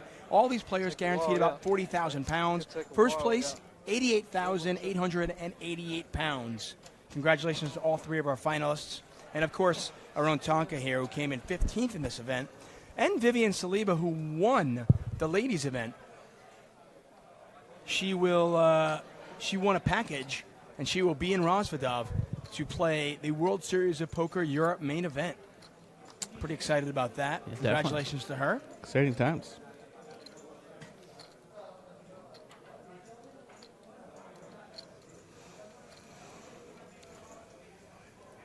Thank you all for joining us. I know a lot of you disappointed that Tonka is no longer in. We had a lot of fun, though, watching you. I mean, we had you on the stream for a good, day and a quarter, which was cool. It was fun, man. I really enjoyed playing. Yeah, and you entertained the masses. It was fun. Fernandez flops top and bottom pair. Hall with middle pair. So let's see a little action here. Pot 645, 150 over to Hall. He's not going anywhere. No, he's definitely going to continue. All right. Okay, so my flight's at 1:15. I got to figure this out. How much is an Uber straight to the airport? Because it might not even. It might. How much was it? I got it 52 to 73. So say 60. I'm just going to take an Uber then, because the way I got here was Kara told me that I should take the Gatwick Express, and then take a taxi from there. And the taxi was like 46 you never pounds. I'm assuming she probably assumed because No. Uber. It was the rumor was that Uber lost their license in London. Right. It didn't happen though. They Okay. actually can drive here. So she probably assumed that. What's not a bad idea is if you take the Gatwick Express or the Heathrow Express for me, you can take an Uber to there. Right. And then the Gatwick Express takes you. That's what I did. Right. But I took a taxi, and the taxi was like, I think it was 39 pounds. Taxi will literally rape you. I mean, it's ridiculous. Yeah, they wrecked me. Yeah, taxis are awful. But I could take an Uber to the Heathrow, to Paddington, and then take the Heathrow Express, and that would probably save me 15 pounds. Right. Or I could just spend 31 pounds and go straight to Heathrow. Yeah, I'm gonna take the straight Uber tomorrow. How long did it say, by the way, at that time? Does it give you like a time estimate as well? You probably could get one if you put it in right now. It would just give you. Because the time I can like order an Uber, right? You can do that on Uber now. You can order it in advance. I think it'll give you the time estimate for now, though, and not. Okay. It won't predict the front. Right, that's reasonable. Yeah. You shouldn't be too bad. You want to get there at what, 11:30? 11:15? 11:15 is good, right? 2 hours is more than enough time. Yeah, so you shouldn't hit too much traffic. And for me, I've got to get there at like 7:30, so I'm probably a little bit before traffic. 11:15, so I leave at like I'm gonna hit traffic. Won't be too bad though. If I leave at 10, though, I should be fine. That's right? what I mean. Right? It's not like you're not leaving at 8:30 in the morning. 10. Yeah. King high flop, and coincidentally, Mr. Hall has a top pair hand here. Hernandez with 2 undercards to the king, and he's going to let that one go. And we continue on. Guys, again, we are paying attention to the poker. I promise you we're doing that. We're right here with you. Okay, we will crown a champion tonight. One of these guys is going to win 88,000 pounds, and we will be 45 here minutes. to celebrate it. But, you know, right now, none of these players wants to make a misstep. There is about a 22,000-pound difference between second and third. Big. And these players don't want to, you know, none of them, but nobody wants to make a mistake. Certainly not small.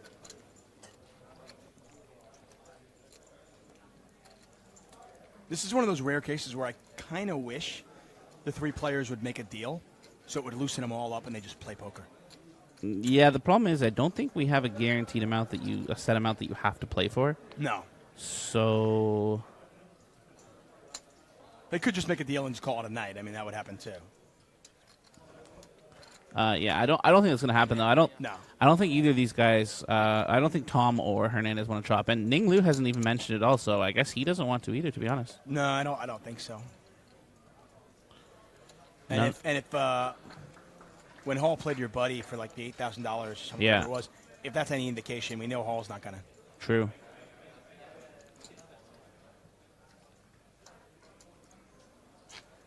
Yeah, no. The weird thing was, I took a small break after Tonka took a nap and came back, and Mormon was in here. I was like, okay, cool, you guys go.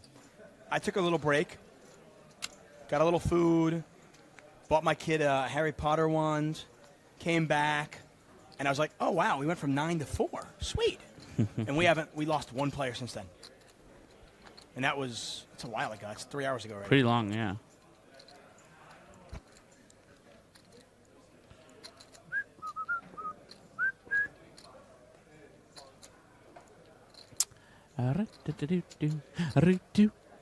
Blinds will go up to 60-120 in 19 minutes. Again, I think 8160 is the moving level. I think that's the level where we're going to start seeing some real action. Yeah, I'm not sold. Maybe I not. think we'll. I think 8160, maybe 100, 200. We might start to see some 153 some stuff going on. Yeah. Pair of sevens here for Hall, and a little gutter and overcards for Hernandez.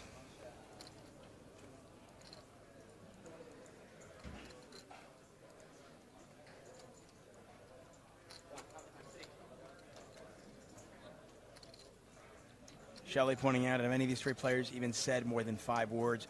In fairness, Ning Lung's his first language is clearly not English. Yeah, but he has a pretty legit hardcore English accent. So I wouldn't say that would ever be the reason. I think he's definitely Just quiet. Yeah, I think he's just quiet. I think he speaks very, very fluent English. But yeah, I mean, maybe I'm wrong. Is Tom going to bluff the river here? I don't. Oh, sorry, bet the river for value? No, I guess Hernandez is on him to bluff the river. But yeah, no, these guys are not exactly And he talkative. probably will, actually. It's a really bad river to bluff, though, isn't it? He's gonna try though. I just don't think his sizing's enough here. What did he bet? 325? Oh, he's trying to rep a weaker value hand. Tom looks like he wants to fold. What's he repping though? He's basically saying he's got a jack, right? Couldn't tell you. His sizing is just too small. I mean, I think Tom is getting. Yeah, he's gonna call. We saw it earlier on. I mean, if you want to bluff Hall, you're gonna have to bet a little bit larger than that. I think. You just can't give your opponent 4-1, 3-1. Don't think so. Nice bet, nice call by Hall, and Hall was I back think in that's the chip lead. It's a pretty bad bluff, especially when Tom can just have so many 8x, you know? And, yeah, Hernandez kicking himself as he's down to 2.9 million at the moment. Ning Lu at 4.4, Hall at 5.6, Hernandez at 2.9. Yeah, the funny thing was, I actually took, on the way here, I thought Uber had lost their license. Okay. So I took the Heathrow Express, and then I took the Tube all the way here. Oh, shit. The funny thing is, because it was rush hour when I arrived, I got here faster, because the Uber will tell you what your, like, estimated time of arrival will be. Right. Not only was it, like, 35 pounds cheaper, but I got here faster. Damn. Like, I don't mind taking the Tube. I mean, you're just sitting down, you're relaxing. It's not a big deal. You know, you listen to music. It's cool. I mean, and plus, where we're staying, the Tube is right there. Yeah. You know what I mean? It's very not, close. It's really not. close, It's not yeah. inconvenient to get there. So Ninglu has found a hand that he wants to raise on the button. Finally, he's made a raise that is not ace-queen suited. It is king 10 off. And to go against the theory of raising the big blind, he's going to lose the pot. Because Hernandez is going to 3-bet, and we're going to see Ninglu tank for 30 seconds, and then he's going to fold. by the way, I think it's great because all this does is reinforce Ninglu, his thinking. Like, see, this is why you don't raise. Yeah, I know. That's pretty funny. He's like, I knew it. I knew raising the button was a bad idea. I knew it. I should just wait for ace-queen suited, use 3 of my time banks, and call it off again. And I mean, I'm being too hard on the kid here, but I'm just jealous, you know, that he's locked up 40,000 pounds, and I got my 18,000th, 15th place. You got 4,000 pounds. Woo! 5,000 even. 5,000? 4,000 profit. It's not bad, man. So Hall on 5.5 million, Hernandez on 3.2 million. It's really anybody's tournament. I mean, at this point, yeah, can go any way. It's just going to come down to who flips the best, who gets the best cards at this point. Yeah. That's the way they're playing. At least no one's trying to take over the tournament. No one's trying to apply pressure. No one's trying to win it here. They're just trying to find the best hand. you know, sometimes you watch these final tables and you're like, well, this guy is clearly the best player. If they played this out 10 times, he would win 5 or 6 of them. In this case, though, I have no inclination. I mean, I'd like to think that Tom is definitely in that boat.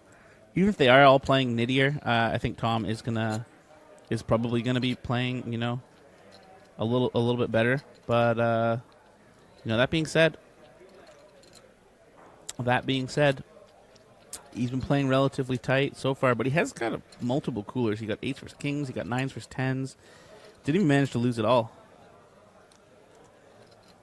Get a call here from Ninglu. Even Ninglu can't fold the suited queen blind versus blind. We are going to go to a flop, though. And I would assume Hernandez is going to c-bet, and I would assume he's going to take it down. Although he might check it back. Oh, there's the bet. Oh, you might not check it back. Check it. Sorry.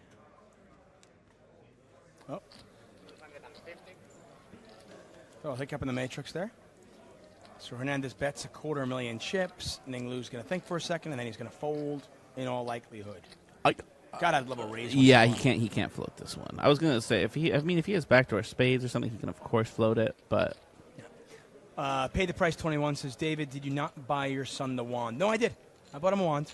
Not only did I buy him the wand, I bought my wife. My wife's it's kind of their thing, Harry Potter. I'm not a huge Harry Potter guy. Yep. But what'd you buy your wife? My girl and my wife and my kid, they love it. They watch it together and stuff, and she reads it to them. I just got her a couple of mugs. Got her a couple of Harry Potter mugs, and I got him a wand. Cool. I used to like Harry Potter when I was young. I read all the books as soon as they came out.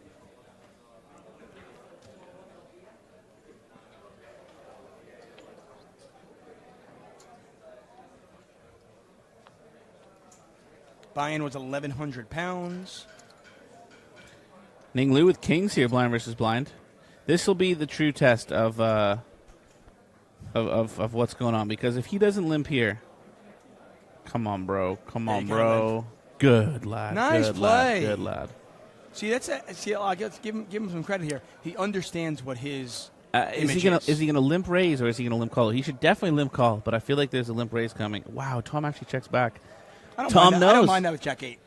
Yeah, I mean, you should just raise though. Really? Versus, yeah, for sure against Ninglu. I He's just mean, folding too much? He's folding way too much. We saw it before with the ace-3 of clubs. It's pretty easy to barrel him off of stuff, post-flop as well. So I definitely think we want to be seeing a raise here most of the time. Your mom's calling you out. Who read What you you Harry saying? Potter, Mr. Talbot? Mother and father read me Harry Potter when I was very young, but I did the rest myself. I'm a big boy. Come on, Check, big- check on the flop. There's 245,000 in there. No raise, no bet so far. Did he go check on the flop? Yeah. Yeah. Hall is drawing dead. He can only win if he gets his opponent to fold, and that's unlikely to happen at this point. Nah, he's gonna bet. He's gonna take it down. Pretty sad for Ningley that he didn't get any action with his kings, to be honest.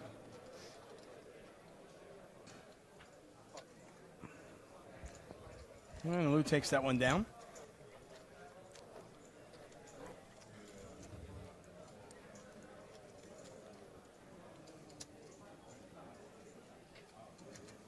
That's actually really sad for Ning. He's limped so much, and Tom's raised so much, and then Tom decided the one time Tom decides to check back, and he has kings. He didn't get it. He sensed it. He sensed a disturbance in the force there. Hall, by the way, is our chip leader again. Ning Lu on 4 million. Hernandez, our short stack, but it was not short. Lines will go up in 10 minutes.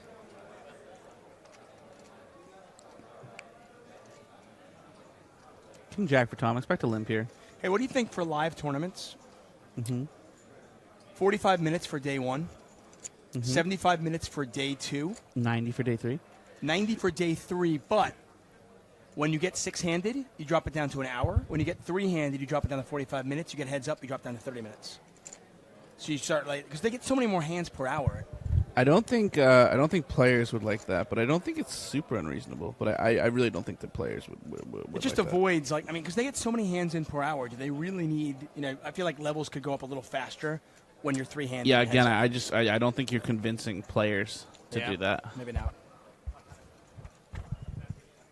Maybe not.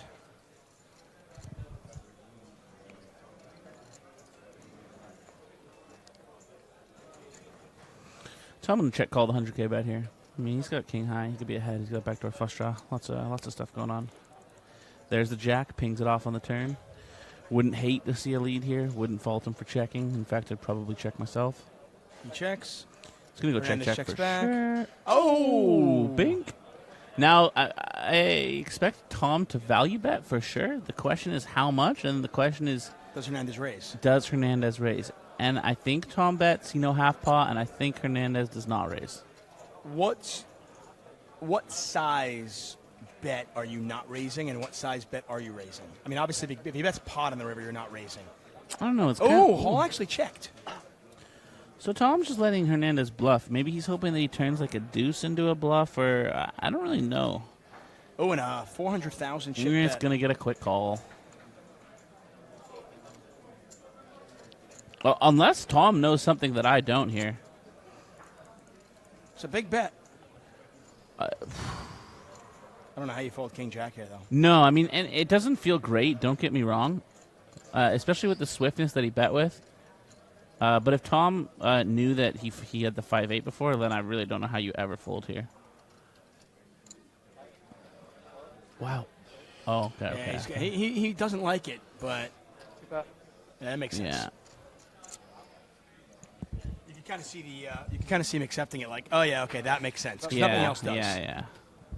Well, he could bet check bet a queen. Yeah. I mean, listen, you might want to go Play for my value for 75. 3 streets with top pair every time, but the vast majority of people don't. And look at those chip stacks, man. It's awfully even. Literally anyone's game at this point. By the way, for the record, I do value on myself a ton. Yeah, well, the thing about that as well in tournaments is you can't really do that. You can't go for 3 every time with top pair. You definitely want to go for 3 with top pair a lot of the time. Don't get me wrong, but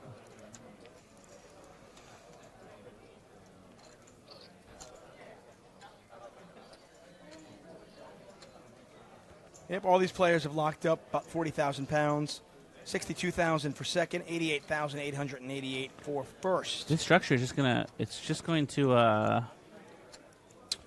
benefit anyone who is playing an aggressive style as well. Because as you can see, it was 50K, 100K, 15K, Annie.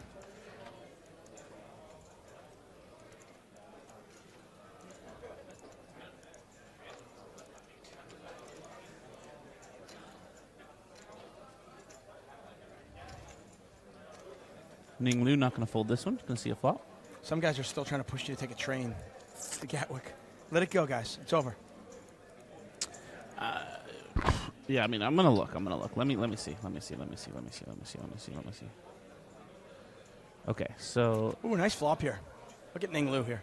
Ning Lu with a gut shot. He's got overs, and he's got a diamond draw. Gatwick Airport. That's a spicy little flop for Ning Lu. So this is a 50-minute drive right now. And let's see if we go to the Gatwick Express.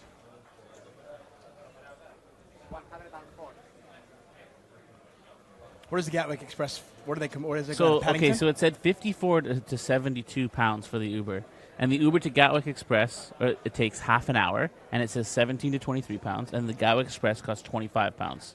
So at best case scenario, it's going to cost me 42 pounds. At best case scenario, at absolute worst case scenario, it's costing me 30 more pounds. But then again, I'm arriving at the same time. Yeah. Right, my Uber takes 30 minutes to the thing, and then the train is. How often does the train run? Every half an hour? I guess chat's gonna let me know. Wait, no fairness. So this guy wants you to take the train to a train. Yeah, it's to the. That's not gonna happen. No. You guys know Tonka? I stopped taking multiple trains a long time ago. Oh, look at this. Yeah, that's insane, man. This is insane. And I mean, when you get three guys playing pretty tight, this is just sort of what happened. This can just happen very easily, you know? Hernandez has been the one guy who's kind of stepped out, though. We saw that big bluff. Uber to Central London is not the same time in the morning, so do I want to... How long will it take me at 10 a.m.? Why Tonga doesn't own a car? Yeah, a car would be really helpful if I had it here in London right now. Because, I travel with my car generally when I leave home. Can you imagine driving on they drive on the other side of the road? Also, what a ridiculous comment. Like, why doesn't he have a car in London, bro? It's so weird.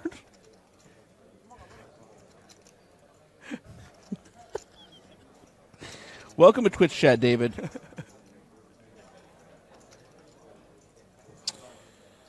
Forget about traffic, so I guess I should just get an Uber to Gatwick, to the Gatwick Express then, huh?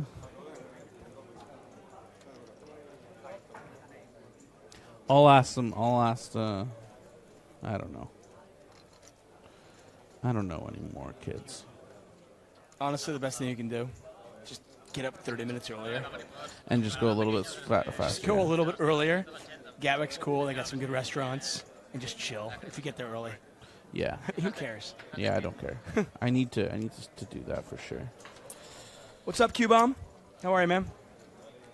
David Tuckman, Parker Talbot, Tonka, here at Asper's Casino in East London for 888 Live. 3 players out of a starting field of 427, 45 cashed, including the man on my right, Tonka, who finished in 15th place. And we are down to our final 3. All of these players guaranteed just about £40,000. £40,000.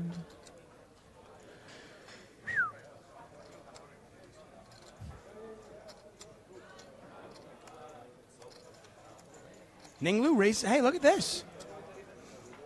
Raising the button with King 10 again. He's nutted again. Hey, but last time he raised with King 10, he got 3-bet.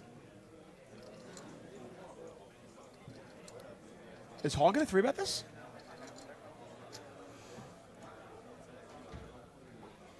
That would be a pretty savage 3-bet. Yep, here it comes. Nice. Honestly, I don't mind it just because even if he is raising like a strong range, like we saw him fold to a 3-bet before with ace-9 of diamonds. He folded King 10 just like 2 orbits ago. Yeah, and he's definitely going to fold it again, you know? I say definitely. He's not definitely going to fold it again, but it seems very likely. He might just get upset at some point, though, and flick it in. It's also possible. Yeah, I mean, if he perceives that his opponents are, taking advantage, but I don't see that happening with 22,000 pounds on the line. Yeah, I'm not sure. And he mucks, yeah. Yeah, and I think both Lou and Hernandez are on to the fact that Lou is playing it pretty tight, and they can take advantage of him pre-flop. Hernandez? I don't think. I don't know. I guess they're all just playing sort of tight at this point. One of my favorite hands. No. Check nice, get it.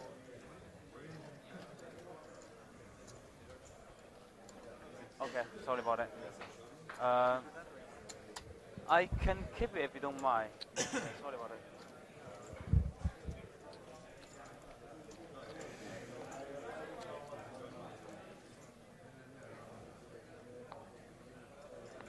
Wow, Tennessee is -7 tonight? That's insane. Football. My God. You want to bet on the game? No thanks. Unless it's a sure thing. Definitely not a sure thing. I have some decisions to make about how to get there. You know what I should do? I should just wake up earlier in the morning and check how long the Uber is, and then find out how often does the Gatwick Express run. I'm gonna get up my Google on right now. I am probably going to take a tube to Paddington and then take the Heathrow Express. Oh, every 15 minutes. Yeah, it's pretty cool. Okay, so it's half an hour. It's half an hour long as well. I'll probably just get an Uber to there then and take the Gatwick Express. That seems pretty reasonable to me. If it runs every 50 minutes, then why not? Yeah, I'll just do that. That's fine. It might actually be faster, believe it or not. Yeah, that's just what take I'm the saying. tube. No, take the tube to Victoria from here. It's literally down. It's down. The Oh, street. then taking an Uber? Yeah. Oh shit! Yeah. Okay. Because the Uber's right here. I mean, I'm sorry. The tube is literally just like down the stairs. Tube to Victoria. Victoria Coach Station. To Victoria Station. Just get a tube map. I'm so bad at this stuff. That's why I don't do it. I get lost. I think the Jubilee line and the Central line are here. I don't see either of those here. Jubilee. Here we go. This has got to be super interesting for everybody at home. Sorry, guys. I know the sometimes when the poker isn't very thrilling, you tend to talk about trains, planes, and automobiles. Y'all got to remember, it is late. It is late. What time? Is it 1 a.m. or 2 a.m.? It's 1 a.m. Okay.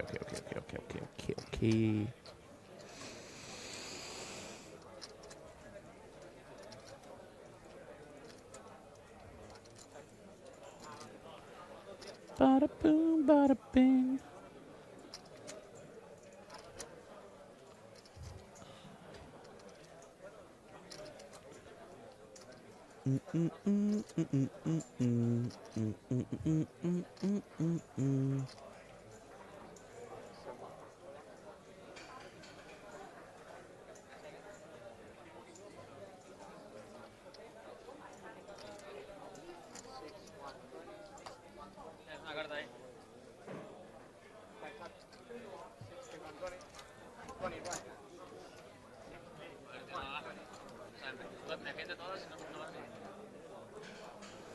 Interesting that there hasn't been a single mention of a chop. Nobody interested at all.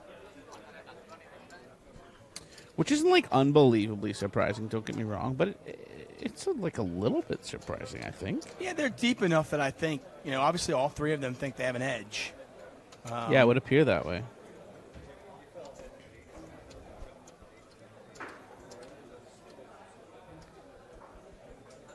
Ning Lu's got his inner Phil Hellmuth. He's like, I'm going to trap one of these guys one of these times. I'm going to have it. You're not going to like it, but it's actually quite simple. I mean, you're going to take the Central line to Oxford Circus. Uh-huh.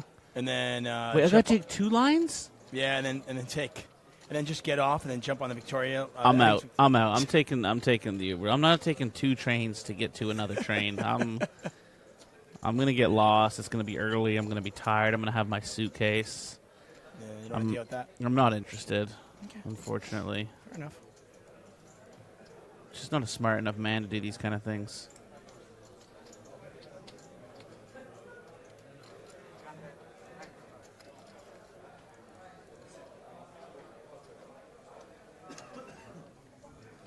Three bet here from Hernandez, and Hernandez takes that one down. How long is the journey?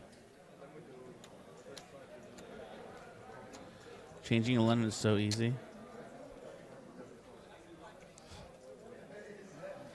I think everybody in the Twitch chat just wants you to do it so you get lost. For sure. They're super rude.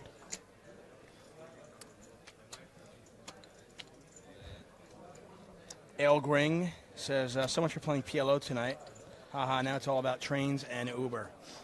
Yeah, I mean, although actually at this point, sleep does not seem like it's in the cards. So if somehow this were to end in the next, 20 or 30 minutes, Haha. or even in the next hour, what am I going to do? I got to stay up and play anyway.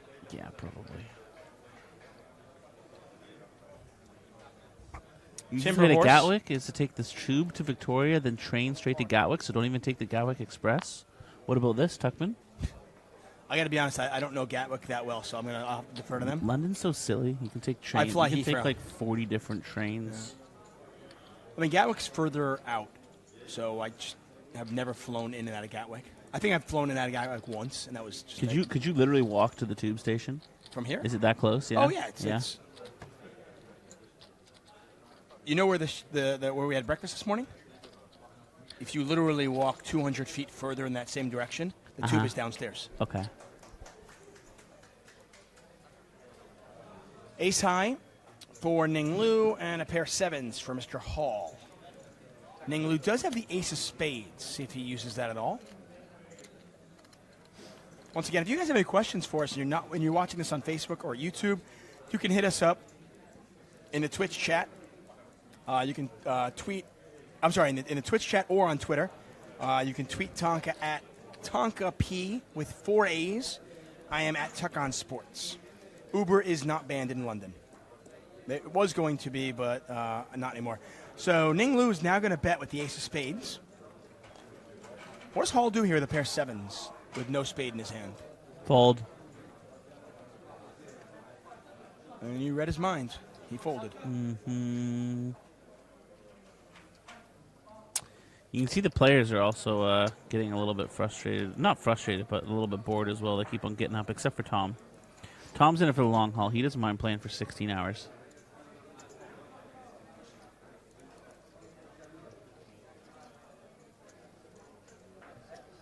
Rounder for Life says, apparently he just asked you something, and he got no reply.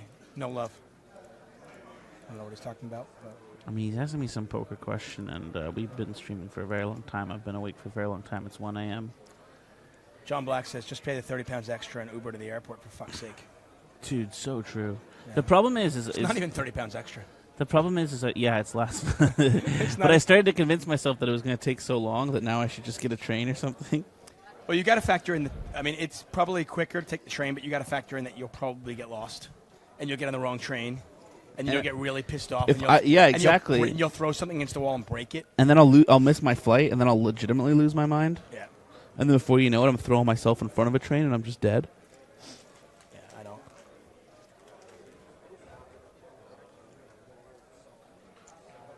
Get a raise here from Hernandez on the button. Hall calls out of the big blind.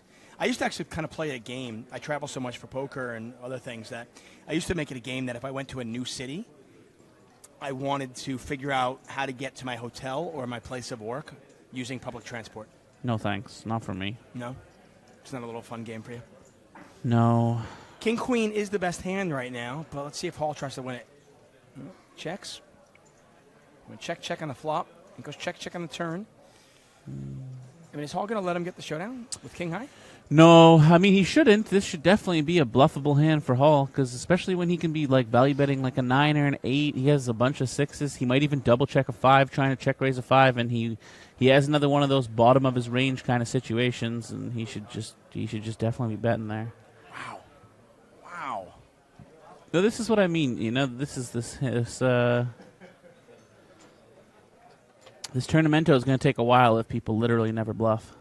I mean, I was asking you that because I'm like, am I making a mistake there? Because I feel like that's a pretty easy spot to bluff. Like, I mean, they've been playing for a really long time. You keep seeing the same spots over and over again. Maybe you just convince himself not to bluff there. I mean, I had some spots recently where it was like a really easy spot to bluff, and I just didn't pull the trigger. Yeah. It's funny. I was just watching a WPT with Tony Dunst, and I think it was Phil Locke. And on the river, Tony had turned the world. He had a flush draw and a straight draw. Anyway, on the river, he only has 7 high though. He has 7-4 or something like that. And Locke bet turn and gets called by Tony with 9 high. And the river, Tony thought about it and just said, "You're going to call me." And he checked it back, and Phil wins it with 9 high. And of course, Tony was just said, he goes, "I'm the worst." But the game's easy when you can see the cards. For sure. Super easy when you can see the cards. Blinds are up to 60K, 120K now, as they probably have been for a little decent amount of time here, 10 minutes, something like that. Elgring says Tonka should be on the final table. I agree. 9-6 deuce, pair of sixes for Hernandez, the best of it. Blind on blind.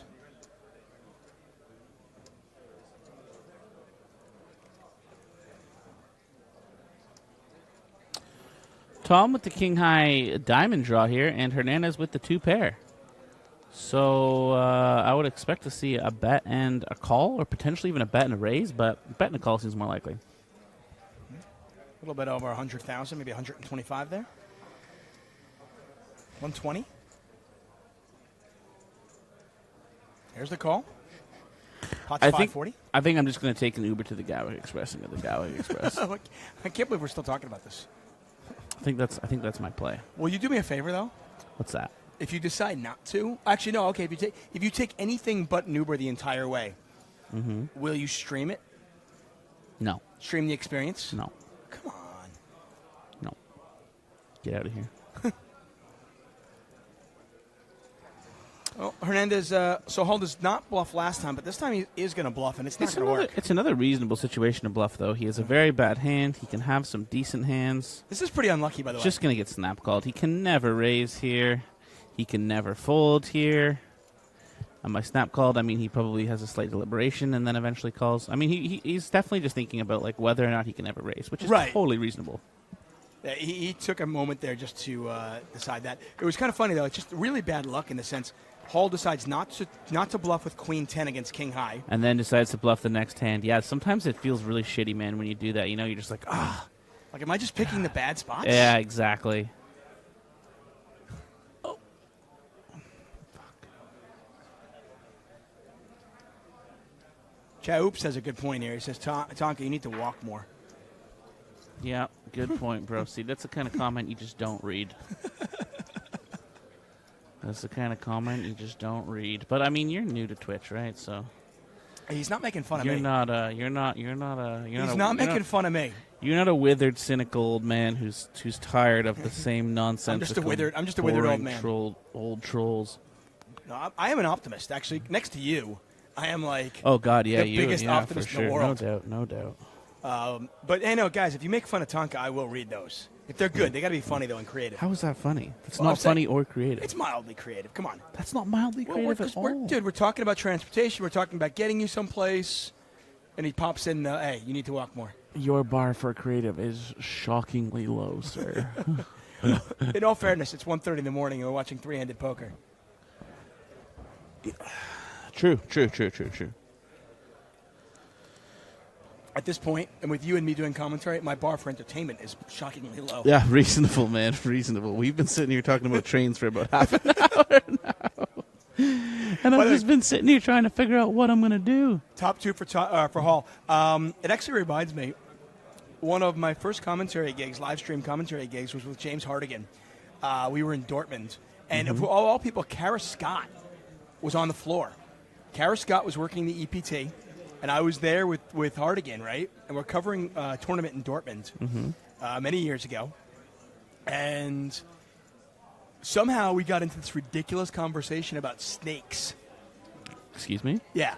Apparently James Hardigan is deathly afraid of snakes. Nice. That night, we went to a bar in the casino that actually had a huge boa constrictor, huge snake. He was just freaking out? Oh, he was totally freaking out. So this one check on the flop, and we see a check back from Tom on the turn, which I really like. And now he's made a full house. And yeah, we're going to see a check, a bet, and a fold, I guess. You might see the hero call. I don't think so. We can bet on it if you like. I'll lay you. What are you going to lay me? I'll lay you 1.8 to 1. Okay, I see the sizing before? You can see the sizing before. If the bet is under 400K, I'm not taking the bet. I actually think the bet's going to be like 350. No, I think the bet's going to be like 675 or 700. I think people are actually unbalanced with their time chips. I think they use them when they have the nuts. Time, yeah. They seem to use it when they have the nuts more than anything. Yeah, I'll put it this way, on this table at least. Right when they use them and then bet, it seems like they're nutted. Okay, so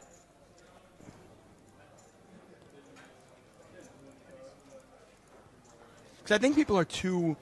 People are too afraid to use it and then bluff. So I think when they use it and then bet, they actually do have it more often than not. I mean, this is obviously, I could be totally wrong very quickly on this. Yeah, okay. he's betting huge. No, not that. I would need like 3-1. You got it. It's a huge bet. I'll give you 4-1 on 10 pounds. 4-1 on 10 pounds. And you have 3, 2, 1, 0. Oh, he's a pussy. Oh, sorry, shouldn't say that. I just didn't like the bet. Honestly, if he hadn't used the time chip, I probably would have taken the bet. I think that time chip and then bet thing is a bit of a tell. Oh, but this is the good news is, hey, look, we've got some distance between our opponents. Things are really moving now. Oh.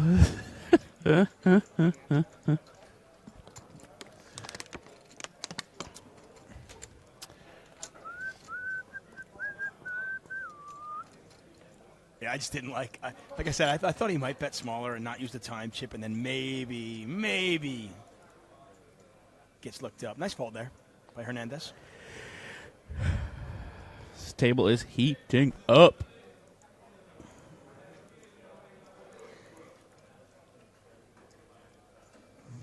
You know what the worst part about this whole night is I have one snooze left in this pack. You've been rocking through those snooze. And I only have one left, and I haven't had one in about 20 minutes because this is the last one. Time for another break, I think. I do believe there will be a break in 15 minutes. Or, sorry, in 45 minutes. 45 minuits of play. Yeah, the players are going break in 15. The blinds are going to go up in 45 to 81.60. Flop is all hearts. And Small blind limp pot, and we don't see a raise from Tom. Hall's going to win this pot. Somehow, some way. Oh. Whoa. I mean, Tom's got to float him here. You can't be folding the 8 of hearts. I am going to always force Ning Lu to double barrel the way he plays. Yeah. I don't even feel like you need to raise him very often. I feel like you can just float. Hero Value has asked the same question twice now. Pair of 8s, by the way, for For both both players. of them, yes. This might It's actually going to win go the check, pot. check now. It's going to go check, check. Yeah, Ning Lu might actually win the hand now because of that. Turn check back is very easy with the Queen 9 because you do not get called by too many worse hands, and if you do, it's not like you can put a value bet on the river. Your 2 pair is not strong enough on Ace Queen 9 3 with 3 diamonds out there. You have the 9 of diamonds to fall back on if the river's a diamond. There's just infinite reasons why it's a very superior check back. It's a bizarre bet. What? Man. Just when you thought you knew these guys. So Ning Lu bluffs. I have no problem with the bluff. Then he hits an 8, and you figure, okay, that'll slow him down. But he's going to get value. From Tom, yeah. And Tom needs to hit a 4 or another heart in order to make a better hand here, and he doesn't, and it's just going to go check, check, and Tom is going to lose the pot. Ning Lu's going to take it down. And this will get Ning Lu back up to 5.1 million. Mm-hmm. Hall will be down to 3.9 million. Well played by Ning Lu, getting some max value. Yeah, I guess so.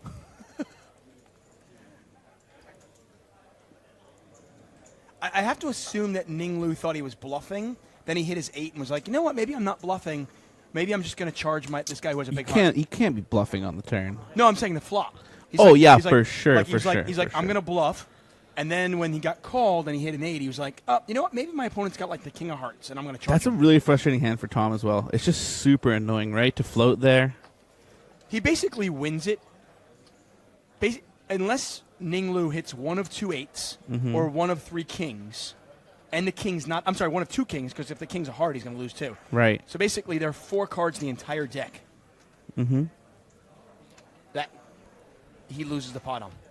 And when he loses an extra 300,000, which is even more frustrating.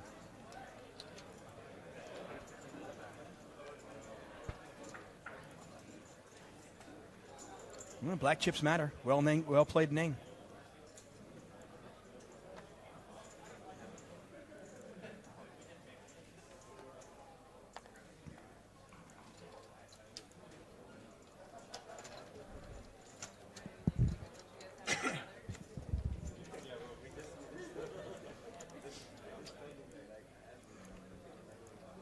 Somebody's saying here Ning's not respected. No, he's respected. He's on the tighter side. So you can float a guy like that because he's, generally speaking, from what we've seen, and obviously he could change gears at any moment. From what we've seen, he's not double barrel bluffing very often. I suspect if the turn was, a black deuce or whatever, he just checks and gives up. Obviously, we could be wrong. We've been wrong many times.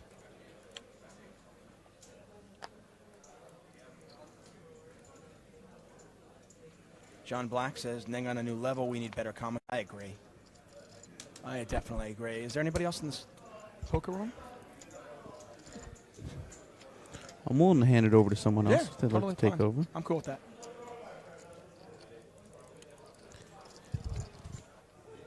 Hernandez raising in the small blind with the ace-8. And again, he continues to, this is a 3x. 3.5x. I think with Queen 9 no diamond, it's very reasonable to bet the turn and then check back the river, or on perfect rivers like a black deuce or something to put in a small value bet for sure. But I think with the Queen 9 with the 9 of diamonds, you want to check back.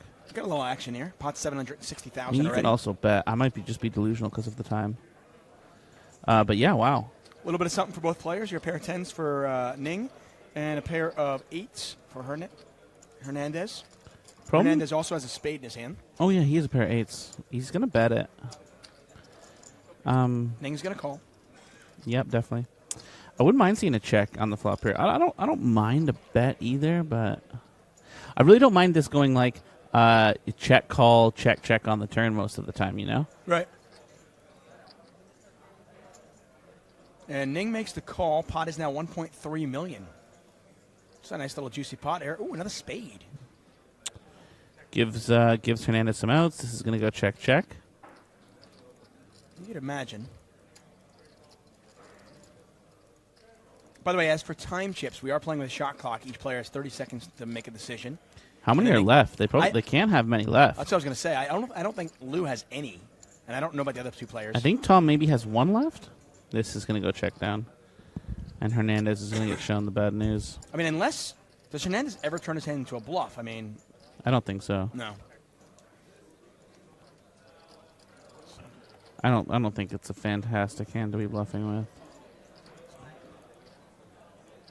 Ming Lu, he likes to he's a pretty deliberate player. He likes to take his time with each decision. Which is reasonable. I don't really mind that at all, especially with a shot clock of 30 seconds. You can't really take more than 30 seconds. Yep. Can't imagine him betting this now. He checks it back, and Jack 10 is good. Nice little pot here. And by the way, Ning Lu now up to 7 million. Wow. Oh, no, I'm sorry. Pardon me, actually. It was already in there.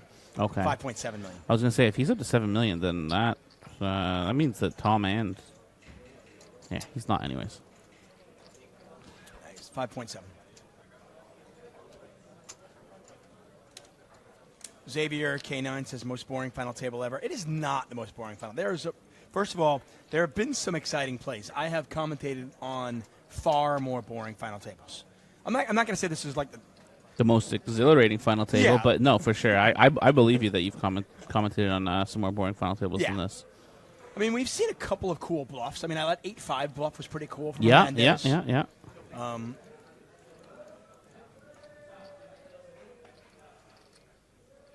The commentary is fantastic. Commentary is unbelievably good, yeah. Can you imagine watching this without good commentary? Be tough. We're also incredibly good looking. You can't see it, but Yeah. my really, God. really hot. Really hot. Well, the Brazilian waitress here was like, She's pretty. yeah, she was all about this. What's that? Ace Jack 8. This is a nice. I love this flop when I have Queen 10. I just love it. It's kind of like it's the sexy, totally hidden double gutter. It's just a great hand to barrel with as well. Yeah. Oh. So many cards you're going to love. I mean, even if your opponent's got a jack, if he's got an ace, obviously you're not getting the fold. But if he's got a jack, you've got the overcard. You catch a 9. You can catch a spade because you got the 10 of spades to boot. I love this hand. Same thing. I like Jack 10 on an Ace Queen 8 board too. People never see. The best thing is when you hit your double gutter and some dude's like, "You called me with a gut shot," and you're like, "Yep." because they didn't see it, obviously. Mm-hmm. Wow. What, did Tom just check fold the flop? Yes. Some interesting poker going on today.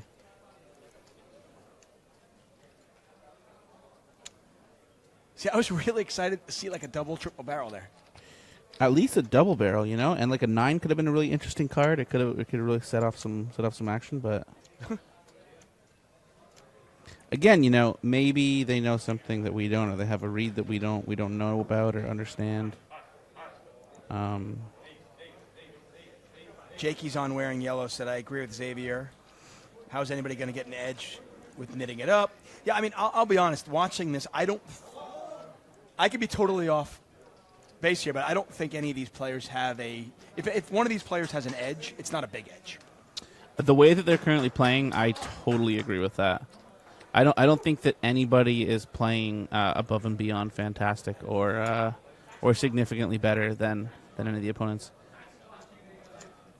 And you know, literally all it would take for someone to like gain an edge here is just to start being aggressive. Yeah. I mean, we saw Hall 3-bet with 10-8 suited. Yeah, and I get, you know what, honestly, he's just not really getting many 3-bet spots because Ning isn't opening the button. Yeah. And he's not really getting any limp 3-bet spots because Hernandez isn't raising his limps.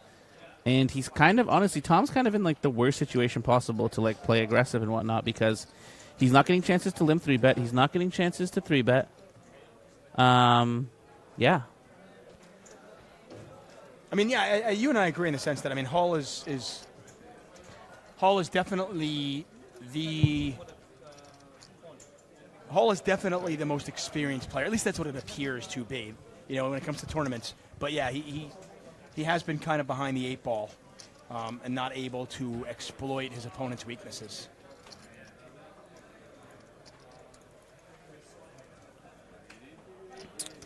But yeah, honestly, if Hernandez just started 3-betting like Tom's button opens, or if Ning Lu just started 3-betting a whole bunch, like from Hernandez's button raises, or one of them just started raising the small blind, like either one of them could just easily take over and just start running over the table. I mean, in all fairness, Ning Lu, by the way, also, Yeah. as tight as he's played, he's also picked up a lot of hands and he's hit a lot of flops. Yeah, for sure. You know, 3-handed, it's hard to make as many hands as he's made. No doubt.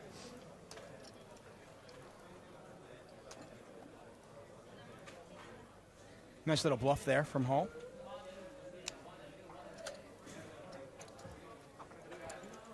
I love the shot clock, guys. Getting a little dealer change here. Chris coming back anytime soon. Talking about specific shots was really nice. No offense, Tuck. Thing about that is